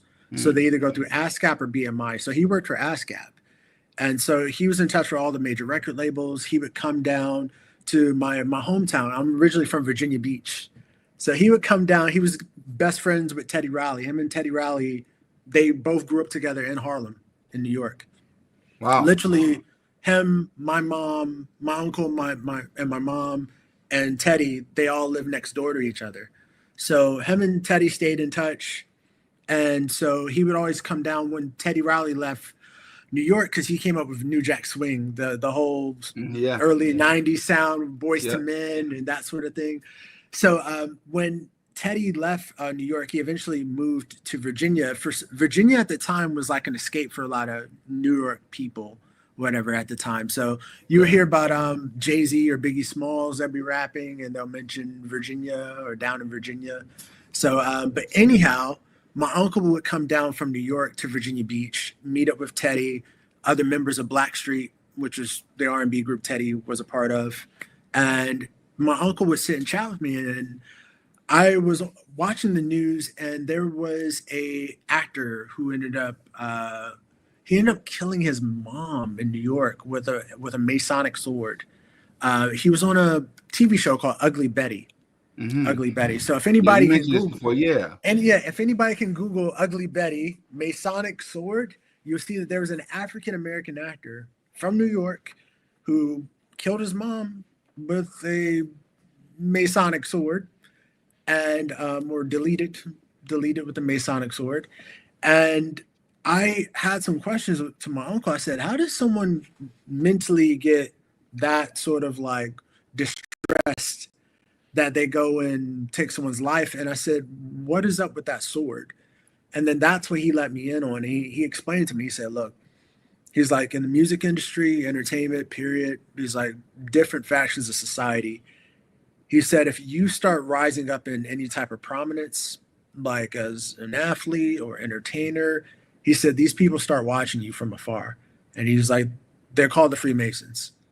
So, and I'm going to just pause you just real fast to say, because I don't know who's going to stick around, who's going to leave. But I want to say, if you're still here, everybody, I said at the very beginning of this live, which is actually related to what Kelvin is talking about right now, I have finished the documentary. It will be previewing or debuting tomorrow at 3 p.m. Central Time. I am under the belief personally that it's the best work I've ever done on this channel. It will be connecting the CIA to the music industry, to Freemasonry, to the crime families, to politicians. It is incredible. If you are on my Patreon, which the link to my Patreon can be found in the description, the Patreon version, which is much longer than the YouTube version, and it is also uncensored, it will be previewing in the next hour or so, right? Because it looked like something weird just happened. But it will be previewing tonight. So if you are a Patreon member, you will have early access, and you have the only access to this version of the video. So please be on the lookout for that. And I believe you will enjoy it. And hit the like button. Go ahead. For sure. Oh man, that's interesting because I'm talking about music industry right now. You're saying that's what the doco is going to be going into. Yep. Yeah. So he explained to me they start watching you from afar very early on and seeing your trajectory or how you're going to progress in your career. And if you're an athlete, for example, they'll start watching you from the high school level and just seeing what you get into. It might have changed. Their tactics might have changed quite a bit, probably because of social media. So they're probably looking at people's social media accounts and seeing what you're into, what your vices are, what you speak about, and try to get a gauge from you there. But prior to that, they had to rely on any sort of public available information on where your career and things can go. But they just start watching from afar. And if they feel like you're going to gain some influence, then they will approach you if you are, I guess, unaware of who they are, and they will offer you assistance for you to get ahead. He was clear to me that they were bad, but he never went into detail about how bad they are.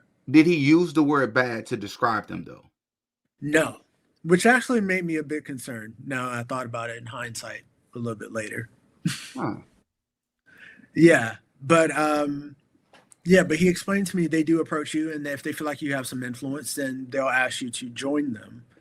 But clearly, if a guy ended up murdering his mom and it was with a sword, he said, he was inspired by the devil, told him to do it. Then that sort of kind of made me draw 2 and 2 together to go, okay, he's a part of this group, and they gave him a sword, and then he said he got possessed and decided to take his mom's life. So I was like, something's off there. How old was he? I don't know. I think he was maybe 32 or something like that. 32. Might have been 37, but I think it was 32. But his uncle apparently was a Mason. Not his uncle, his dad. His dad was a Mason. His dad passed the sword down to him. And he was saying since he had that sword, he wasn't behaving the same. So I guess he was alleging the sword possessed him to want to go and attack his mom, whatever. So, yeah. And, but this all happened in New York. And then I did some research on my own and found out New York is supposed to be the headquarters of the New York, Scottish York Rite, because there's a Scottish York Rite, obviously Masonry in Scotland. And New York was supposed to be the New York of their new headquarters in the United States. So not surprising at all, because of only because of the documentary that I just completed. Yeah, that's not surprising at all, because surprisingly, Freemasonry has a lot of, let's put it this way, similarities to the Talmud. A lot. Well, I can explain why that is as well too. Okay, in your best YouTube censored version. Yes. So Albert Pike, which I think you might have talked about Albert before. Yeah, I made a documentary on him. Yeah, well, Albert let some stuff slip out in his book called Morals and Dogma. Yep. And in that book, your memory is incredible, bro. That's dope. That you could just pull back on the titles of the books and stuff. Part just quickly, but part and parcel of the reason why I'm so I've looked into a lot of this is because obviously as African Americans, we kind of grow up in America and we just kind of like we're told that like we were just came from slavery, and that's kind of like the beginning and end of our history. Yeah, is that's where it begins. And I said, nah, it's like we came from somewhere else. We obviously we got trafficked here. So I was like, we came from another place. So it just put me on a path to try to understand world history and try to figure out why would someone enslave our people? Like, what was the purpose in doing that? And I can go into that conversation as well. But that's how I started researching things. It ended up leading to Freemasonry. There's slave shackles that have Masonic stamps on it to show that Freemasons were I can send it to you. I can send it to you, man. I'm gonna look that up. There were slave shackles with Freemason stamps on it. Yeah, man. Let's see. Let's see if I can find it real quick. I'll send it to you quickly on your DMs. I am sure. Yep, there it goes. Found it.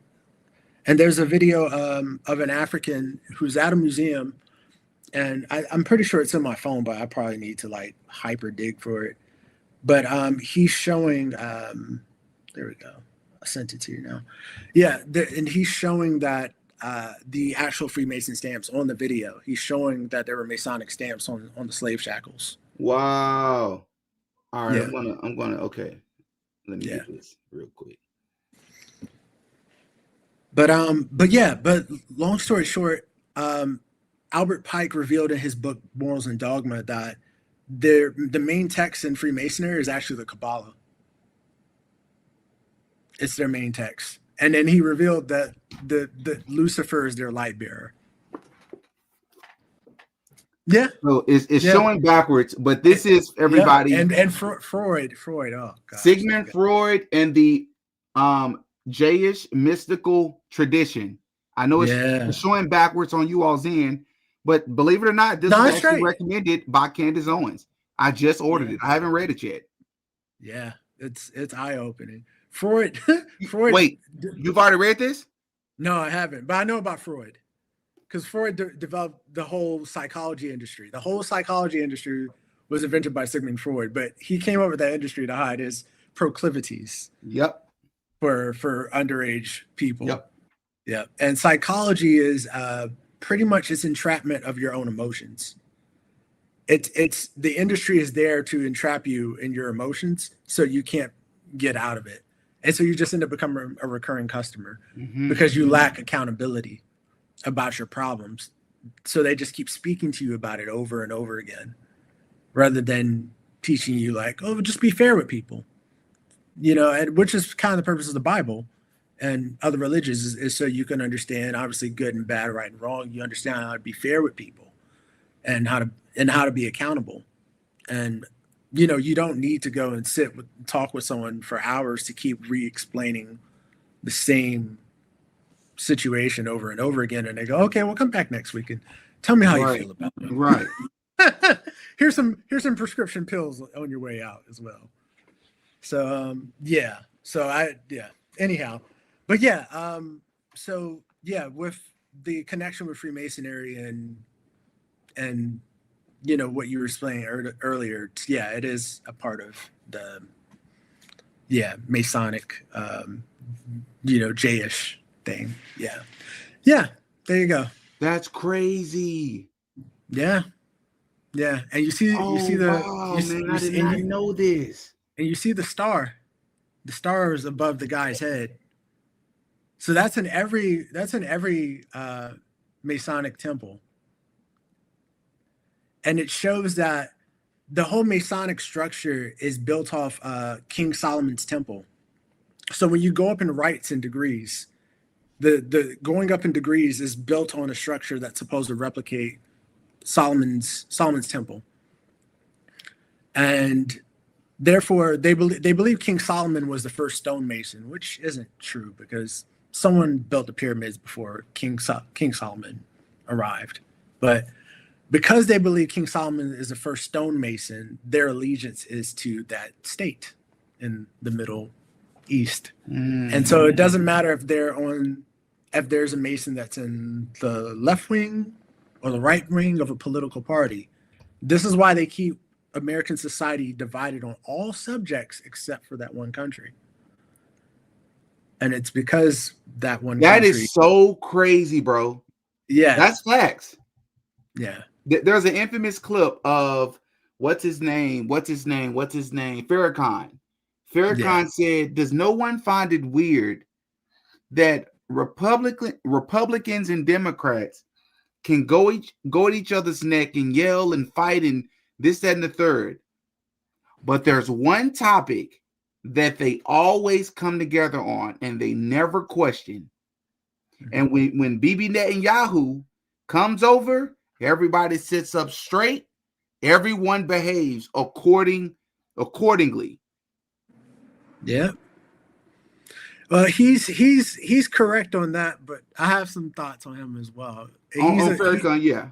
Yeah, he's a Prince Hall. How do I answer that?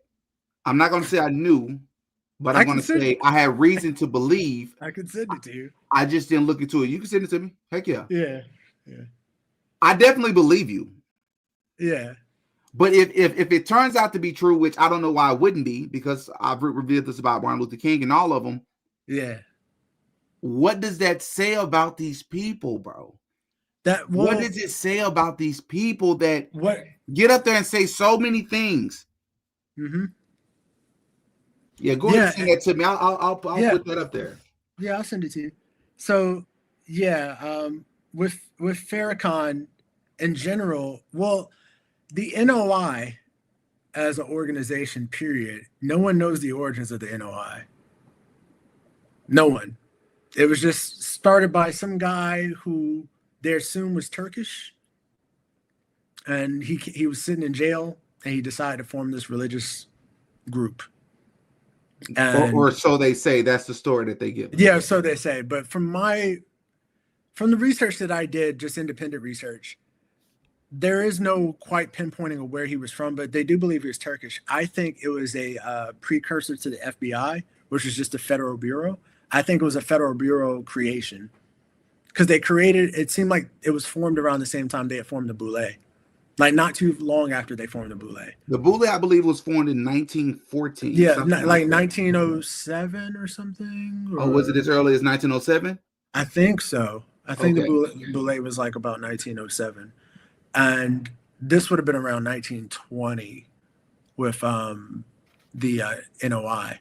Someone said, what does Prince Hall mean? I actually don't know the reason. Maybe Kelvin does. I don't know why they call it Prince Hall, but Prince Hall is short for Prince Hall Freemasonry. Yeah, the founder of the African-American version of Freemasonry, his name was Prince Hall. Oh. Yeah, his name was Prince Hall. So, let me see. Farrakhan. And while you're looking for that, I'll be right back. Okay, cool. Oh, yeah, there. Found it straight away. Let me send it to you. All right, cool. It's in the chat. Yeah, guys. So there's certain people that are propped up, planted in our community, watered. Like they water you, they put you up on a stick, make sure your plant is straight. They nurture you, but make sure you got good fertilizer around you. That's what a plant is. It's an unnatural position of authority. That's been going on for quite some time. Obviously, in the 1960s and 70s, they planted drug dealers and financed the money. They financed Martin Luther King. So that's what a plant is. A plant is watered, nurtured, propped up on a stick. What you would do with an actual plant, to keep the plant alive. So, yeah, I sent one photo over to you. I've got several, but yeah, he's in his garb, as you can see. That is great. Yeah. So so Farrakhan says some truth. Just like sprinkled in with lies. It's sort of I think that's called syncretism or something like that. Yeah, it's sort of like how the devil knows the Bible. So it's like it doesn't mean that the person. That's actually, but that's actually Freemasonry as well. They teach them to study all religions so that they're. Oh yeah, they do, and they can disarm people. Yeah, much more easily. Yeah, 100%. So they'll get you to study the Bible, the Quran, Talmud. Any organization where like they tell you can join, but you can stay your own faith. It kind of defeats the purpose of joining. It's like, why would I come and join your group and still practice my own faith? Right. There's another religion that's very similar. Oh yeah, that's the photo. Yeah, I've got a few with him and his Masonic regalia. And he's openly admitted to. Hold on, is this? Let me zoom in on my phone. Is this Freemason garment? Yeah, that's Prince Hall garb. It's Prince Hall, man. Yeah. That's what a lot of people don't know about him. And the NOI in general, I classify them as African American Scientology. That's the way. Okay, I like that. Because they believe in some racial alien named Yaqub, and Malcolm X went to Mecca, asked about this racial alien named Yaqub, and got so embarrassed that he quit the NOI. That's the reason why he left the Nation of Islam, was because he got to Mecca and he found out African Americans were practicing something completely contrary to what they were actually practicing in Saudi Arabia. And then after that, Malcolm spent 5 months with Kwame Nkrumah, who was the prime minister of Ghana. And that's something that I mentioned. I think I slightly mentioned that in the last live that we were doing together. But because of Spike Lee, who's also a Mason, Spike and his team selectively left out that aspect of Malcolm X's life, that he spent 5 months in Ghana, and he came back as a Pan-Africanist because of that experience. That's why he left the NOI. And when he came back from Africa, his whole mission, Malcolm X's whole mission, was he kept saying we need to put a case forward to the United Nations regarding African Americans being able to get reparations. And he was just saying the only way we can do that is to do it the same way the same way the people from that one country did it, because they got reparations from Germany. Right. And he named multiple countries that have received reparations, but he said we have to be specific with the countries that we're approaching. It's only countries that were involved in the transatlantic slave trade. The issue is when you only speak in the context of black and white, it's non-specific. That's why for me, I feel like it's such a deterrent for our community to keep speaking in terms of just calling people white and just calling ourselves black, because like race, that's what I'm saying, it's a cycle. So when you're stuck in a cycle, it's vague, it's not specific. So you can get mad at someone and just say that white person and be angry at them, and it's like, that's someone from Poland. Poland had nothing to do with African Americans being trafficked right to America. So or Finland. So, but when you speak in specificity, it's easier to identify who your quote unquote, I guess, I don't want to say enemy, but who your target is, as far as like what countries were liable for their involvement in the trafficking of your ancestors. And so that's what he was trying to do. And it posed as a threat to the NOI for the fact that he came back with this new ideology, and they were just like, we got to get rid of this guy. And so Farrakhan loosely admitted in an interview that he said that he holds himself responsible for potentially assisting the FBI in getting rid of Malcolm. It's on record. On camera? It's on YouTube. You can find it on YouTube. If you go on YouTube, type in Farrakhan on Malcolm X, and it's him explaining he feels responsible that he may have indirectly assisted them in removing Malcolm. Okay. So I don't take him of any type of high prominence at all, but they do operate like Scientology. And so once you get involved with these people, it's hard to get rid of them. Like, Scientologists are known to stalk people. It's the same thing with the NOI. So I would never hire them as protection and guards and things of that sort. I know there was a lot of that going around Biggie and Tupac, mainly on Biggie's end. They were hiring some NOI security guys. But once you get in bed with these people, and I'm sorry, I don't mean any disrespect to anyone who's NOI, but it just doesn't. This racial alien named Yaqub does not resonate with me. They really believe that there's a racial alien. Yeah, named Yaqub. Yeah, and Yaqub is actually it's a Hebrew name.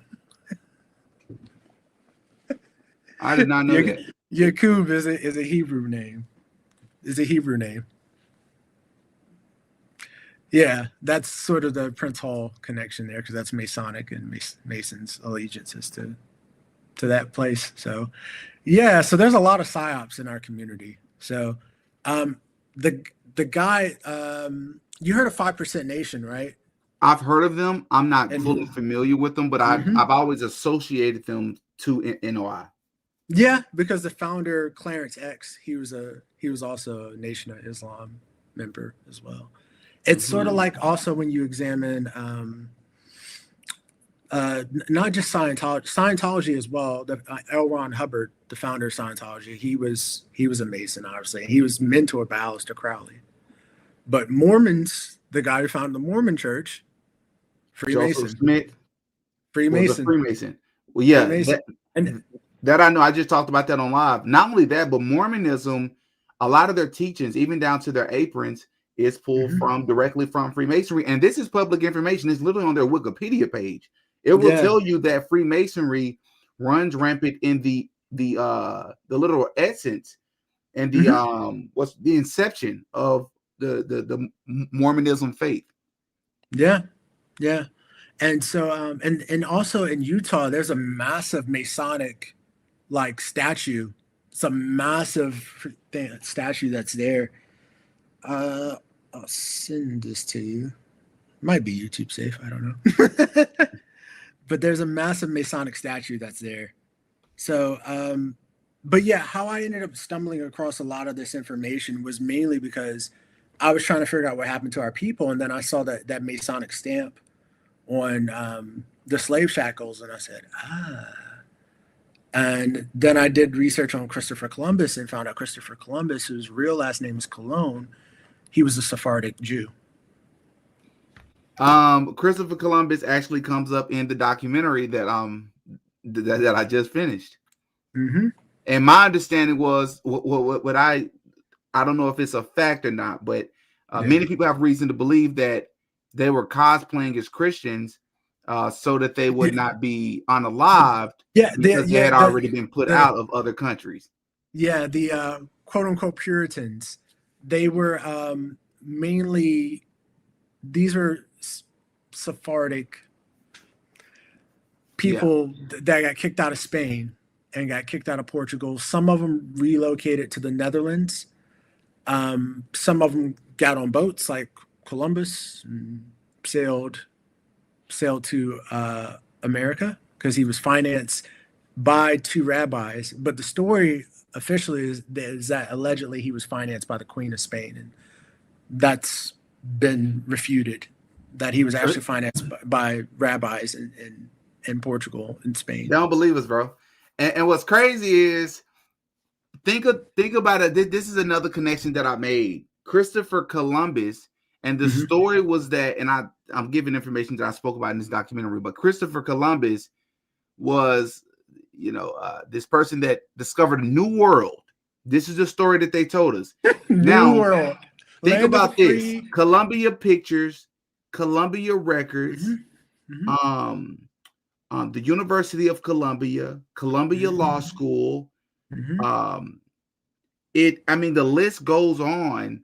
But Columbia Records, the founder of Columbia Records, their logo is the All-Seeing Eye. It's literally the All-Seeing Eye.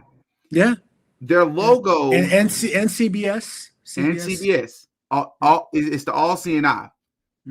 They had the vision, and the story that they tell us is that what inspired the design of the quote-unquote All-Seeing Eye for Columbia Records is that they were trying to set a new vision in music and entertainment, which is very similar to Christopher Columbus, the story of Christopher Columbus.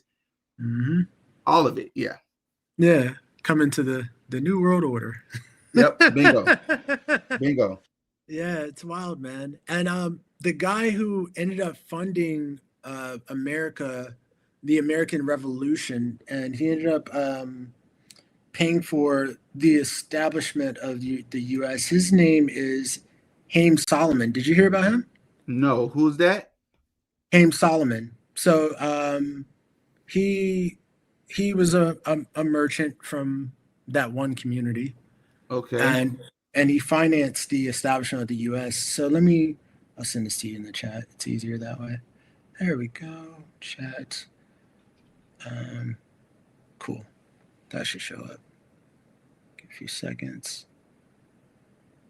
There, it's loading. This might blow your mind, but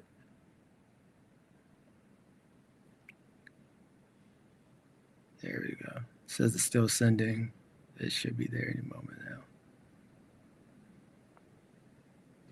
Am I clear on this on the screen, or am I pixelated? Am I all right? You're clear. You look fine on this side. All right. Sometimes it turns into Nintendo. Now, is this YouTube appropriate? Like, is he saying words that will get the video flag? Not that I remember now. Okay, no. I'll download it. He's pretty straightforward.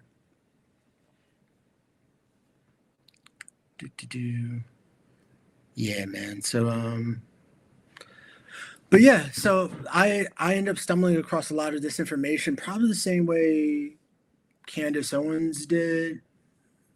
You know, as far as she's gotten with information on understanding about that one community in the Middle East and how deep the rabbit hole goes in the US. But they've been here from the beginning. Let me play the video. Okay. Let's play the video. Let's see what he says. Awesome. Magazine. It says, "I am proud to be a Mason," and has a picture of a rabbi on the very front cover. Because Jews today are at the forefront in international Freemasonry. And listen to me very closely, my friends. There is a Grand Lodge of the State of Israel. There is a lodge, a Masonic Lodge of Jerusalem. They meet secretly in Zedekiah's cave, deep under in the tunnels underneath Jerusalem today. And I proved that in our video, the Masonic Lodge over Jerusalem. Jews, Illuminati Jews now, not just everyday Jews, Illuminati Jews, the elite, have controlled much of what happened in America, even to our very foundations. In this book, 10,000 Famous Freemasons, put out by the Masonic organization itself, is the story of a man named Haim Solomon. They say he is one of the 10,000 most famous Freemasons. And so, Haim Solomon was the man from the Rothschild dynasty who founded the American Revolution, in the fact that he funded it. He gave it the money from the Rothschilds. Isn't that amazing to you, my friends? That America was founded with Jewish money from the super bankers? Yeah, man. So Haim Solomon, you can look him up. Haim Solomon. You Google him. You can look it up, and it explains he's a merchant. He's Polish, but he's Polish from yeah. And his family, apparently his relatives had moved to Poland because they got kicked out of Spain and Portugal. Let me ask you something. So I've heard the term Ashkenazi. I don't know a whole lot about the term, but I do find it interesting. I'm not going to say the word here, but that the last 4 letters of that name. Yeah. Is that on purpose? It has to be on purpose. No, that's been their name. Ashkenazi, it stands for German Jew. That's what it means. It means German Jew, like translated. Okay. But the use of that word in that name, and then it being reallocated to create an alternative group within Germany, is quite suspicious, especially seeing as though they formed an agreement with that party as far as the Zai and the Z, the Zai and the Z formed what's called the Havar Agreement. Right. Yeah, I heard about that. Yeah. Which a lot of people don't know about. No, they don't. World War I even ties into the whole situation, as far as that was pre-planned so that Britain could capture Palestine. World War I. That was the World War I had 2 issues behind it. So in 1885, they had what was called the Berlin Conference. And the Berlin Conference was about, Germany held it because Berlin. They held it with all the European nations to decide how they were going to carve up Africa, on who was allowed to take what country, who could go into what country, who could take whose resources. And this was all between European nations. Obviously, no Africans knew about it, but this was something they held in Berlin. And pretty much at the end of the Berlin conference, all the different nations had carved out, like France had said, okay, we're going to take, we're going to take Congo, we're going to take Algeria. They said Germany got the short end of the stick during that conference, and it upset them. And so after that conference, there was discussions around who would go and capture Palestine. And so the war ended up becoming about them actually trying to find a way to see which nation could capture Palestine. And France, Napoleon stuck his hand up and said, no, I want to get it. And the Rothschilds didn't like it. They had an issue with Napoleon trying to capture Palestine. So there was this whole competition between Napoleon and basically the Rothschild family to go and capture Palestine. And how Palestine got captured by Britain was Britain had already conquered Egypt. Napoleon had came there and he had shot off the noses off the pyramids, whatever. So Britain and Napoleon were both fighting to not just secure Egypt, but to try to get over to Palestine.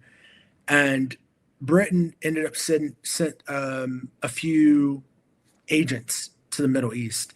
There's a movie called Lawrence of Arabia. I don't know if you've ever heard of Lawrence of Arabia. No. Classic movie. I think it's from the 1960s. But Lawrence of Arabia, the whole story around Lawrence of Arabia was around World War I. It was about them sending a British spy into Saudi Arabia to go capture, like to help take down the Ottoman Empire. That was under the framing of things. They wanted to take down the Ottoman Empire. So the Ottomans, obviously they were in power over the entire land of that area, Syria, what would have been the whole Middle East. They were over all of it. And so Britain had sent over a spy to talk to the House of Saud, which is Saudi Arabia, and convinced the king of Saud to help assist them in taking down the Ottoman Empire. They go on a mission to Turkey, and all these other countries fly in during World War I to go into Turkey to take down the Ottoman Empire. Ottoman Empire gets taken down, they get captured. And it was a big deal because the Ottoman Empire used to be Turkey, Istanbul used to be Constantinople. And Constantinople used to belong to the Knights Templar, which are the Freemasons. Mm-hmm. And they lost that in 1453. They lost Constantinople. So from 1453 to the beginning of World War I, the Ottoman Empire ruled that whole area. And the Catholic Church, Byzantine, Knights Templar, they couldn't get back into the Middle East. So it was always their mission, the Knights Templar, Freemasons, to go get back and reconquer the Middle East in some sort of capacity and re-secure the Holy Land. So they convinced the House of Saud to assist them in taking down Turkey. They took down Turkey. And then the Brits had asked the House of Saud, hey, we need a side mission. Can you help us go capture Palestine? And they were like, no, we're not here to do that. They were just like, oh, look, we'll do it. And then we'll offer you guys concessions for rewards for helping us assist to capture Palestine. So the British and the House of Saud went to Palestine and they took it over and it became British Palestine. And once Palestine was secured, they ended up creating the Balfour Declaration. And that's when William Balfour and Walter Rothschild. So William Balfour and Walter Rothschild had came together and decided to make this agreement that they want to establish a Jewish state in the Middle East. And after that, after the Balfour Declaration, immediately after, they created what was called Sykes-Picot Agreement. Sykes-Picot Agreement was when they carved up the Middle East and started making new territory. They made Iraq, they made Lebanon, Syria, all of this done without any people from that land being aware of it. The same way they carved up Africa, they carved up the Middle East and drew these arbitrary lines. Really? Yeah. And so the House of Saud, I'm sorry, it wasn't House of Saud. It was, the King of Mecca. I'm misquoting that. King of Mecca was the guy who, I'm sorry, he was the guy who assisted with the Ottomans being taken down and securing Palestine. But he didn't agree to the terms that Britain wanted. He said he didn't want anyone in the whole of what would have at the time was Greater Syria. It wasn't called the Middle East. The whole land was Greater Syria. He said he didn't want any of them knowing that he helped assist in securing Palestine to the Brits. And they got upset at him. And so he refused to sign to ratify the Sykes-Picot Agreement. So they went to the House of Saud, and the House of Saud actually signed off on the Sykes-Picot Agreement to allow them to annex Palestine and make it officially British territory. Bro. So pretty much World War I, they secured Britain. I mean, they secured Palestine. Britain has secured it in order to hand it off during World War II to reallocate the Holy Land back for the Jews that was in Europe at the time. And this was all done by the Rothschilds, because the Rothschilds officially, they paid for the setup of the state of, Izzy. That's all a Rothschild's creation. Rothschilds is all behind the establishment of the state of Izzy. So so that's how both places were connected. Sorry, guys. Long. Nah, but that's dope, because you got to remember, like, people who watch this stuff back that can make time, they can actually pause and to be Google able stuff. to Google and fact check, and that's what we're about over here. So that's how Africa got carved up, as in these arbitrary borders, because Africa never was carved up into these separate lands where it was Congo and Nigeria and Tanzania. There were none of these borders ever existed until the 1885 Berlin Conference, and then the Middle East never existed until the Sykes-Picot Agreement. These are all European Masons. Technically, all former Roman colonies that decided to want to assert their dominance over the planet. That's how. Chat. Look, I'm learning. I've actually heard the carving up. I've heard a little bit of that before, but not explained. I have to. Yeah, I definitely have to. I'm gonna watch that part back so that I can do some fact checking and educate myself on that, because that's wild. Yeah, that's wild, so man. I covered a bit of it on my YouTube channel on Dudes Brewing. Yeah, that's in my signature in my name. Yeah, so but but I allocated it to Dude News because I kind of separated it. They were kind of two separate things, because Dudes Brewing on its own was a whole different channel. I was covering pop culture, and because I got on YouTube maybe about 4 years ago. And so Dudes Brewing was strictly about dating and pop culture. And then when the war in the Middle East kind of kicked off with the people from Pali, then I started making content that was around that, because it was such a big thing that was happening. And I started doing some videos on so it's a all these subjects. Dudes Brewing? So type in Dudes Brewing Podcast. It may show up if you type in podcast on YouTube. I bet. Got it. I'm subscribing now. Bet. Okay, I bet. Heck yeah. All right. Well, this is actually because I do have somewhere to be. Yeah, no worries. A little bit over. Yeah. I know this is well, I'm going to treat this as part one. Let's stick a pin in it. Okay. And let's follow up. We'll be able to talk another time to try to get hopefully in the next week or so. Okay. If you're available, so we can continue. Yeah, because I went as far back as like the Greeks going into Egypt, and then going to the Library of Alexandria, and them picking up on their occult practices and chosen ideology. And that's what we've been dealing with before race was even invented. We've been dealing with people that feel like they're more chosen than others. And it's all because they've copied everything from Egypt. And so that's what the world is battling at the end of the day. Yeah, that's what the world is battling at the moment. They're battling people who think they're more chosen than others. But if you poop, you sneeze, you cough, You get tired. You know, you got to take a nap. You're a human. Nobody's chosen. Your mortality, don't separate your mortality from other people. You know? I 100% agree. Let's do this. I'm going to ask you this on camera. Yeah. Is it possible so that this can be a much more digestible experience for the audience? Yeah, for sure. And selfishly for myself, depending on the topic. Yeah. As I learn things too. If we can have imagery prepared, like if you want to send some stuff over to me so I can have it already geared up. Yeah. So that I can, as we speak about these things, we can have it on the screen for people to be able to see.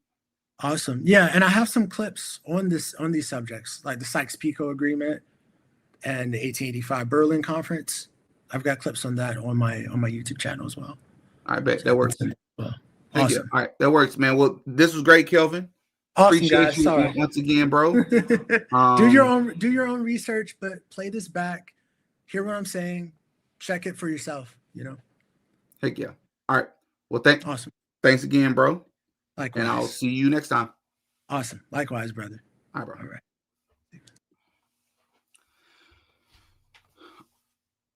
All right. So that was great. That was great. I don't really know what you all are feeling on these lives. Like if you all like the history,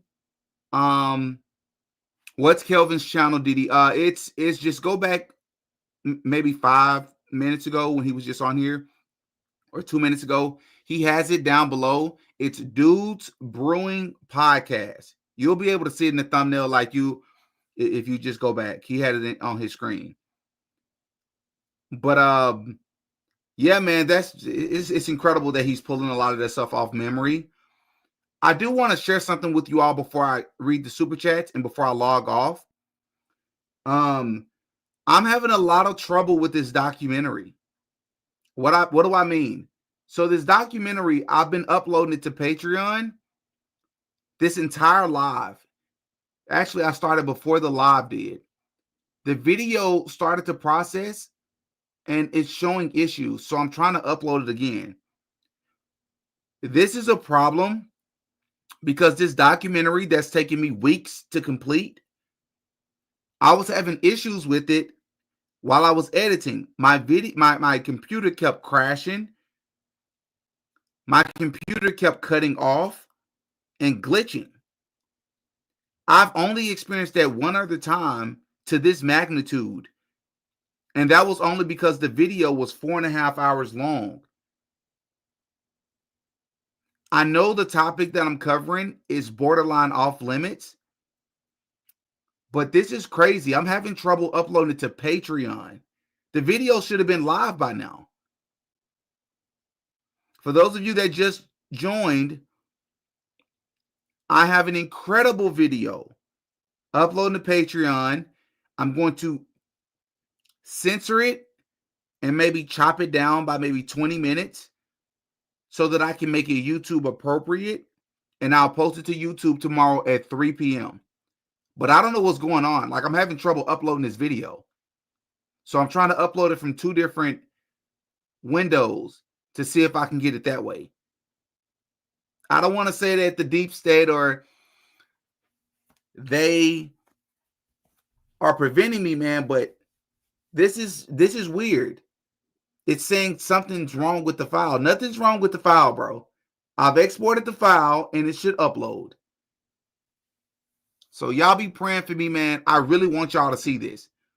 Again, the YouTube version will probably be as much as 20-30 minutes of less time. This video is about an hour long. The YouTube version will probably be about 35 minutes, 40 minutes. But it's incredible. It's an incredible video. Heck yeah. YouTube, link to Patreon in the description. Hit the like button, everybody. I'm going to read these super chats so I can get up out of here. Miss Elaine, as always, thank you so much for the $10 super sticker. Always good to see your name. Iso B, thank you so much for the $5 super chat. Why was Tyler Robinson's name being searched the day before his assassination? Also, the surgeons from the hospital he was talking to. Yep. Weird.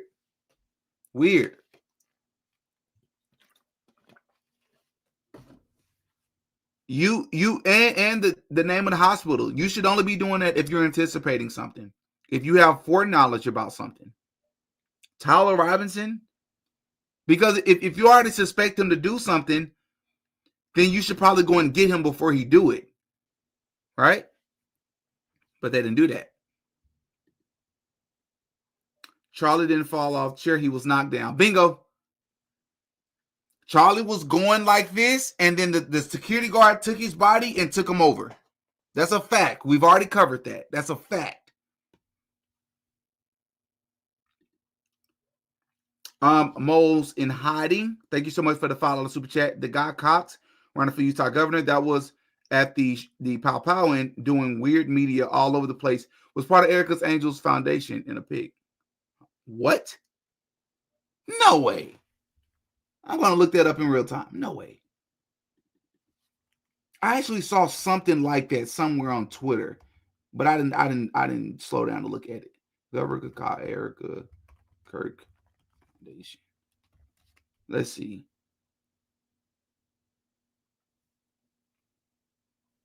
I don't know. I'm about to. Maybe y'all send that to me. Send that to me, Moles and Hiding, if you don't mind. I love to see that. Because that's mind blowing. That's crazy. Please clip the Talmud question. Wow. Crazy. Crazy. I've heard about a lot. Never. Thank you so much for the $2 super chat. I've about white supremacy a lot. White supremacy a lot. Never.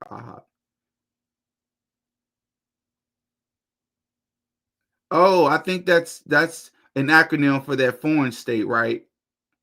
I think I'm following you. Yeah, exactly. We don't hear about this other type of supremacy, which to me, I look at them as all the same, honestly, but that's my opinion.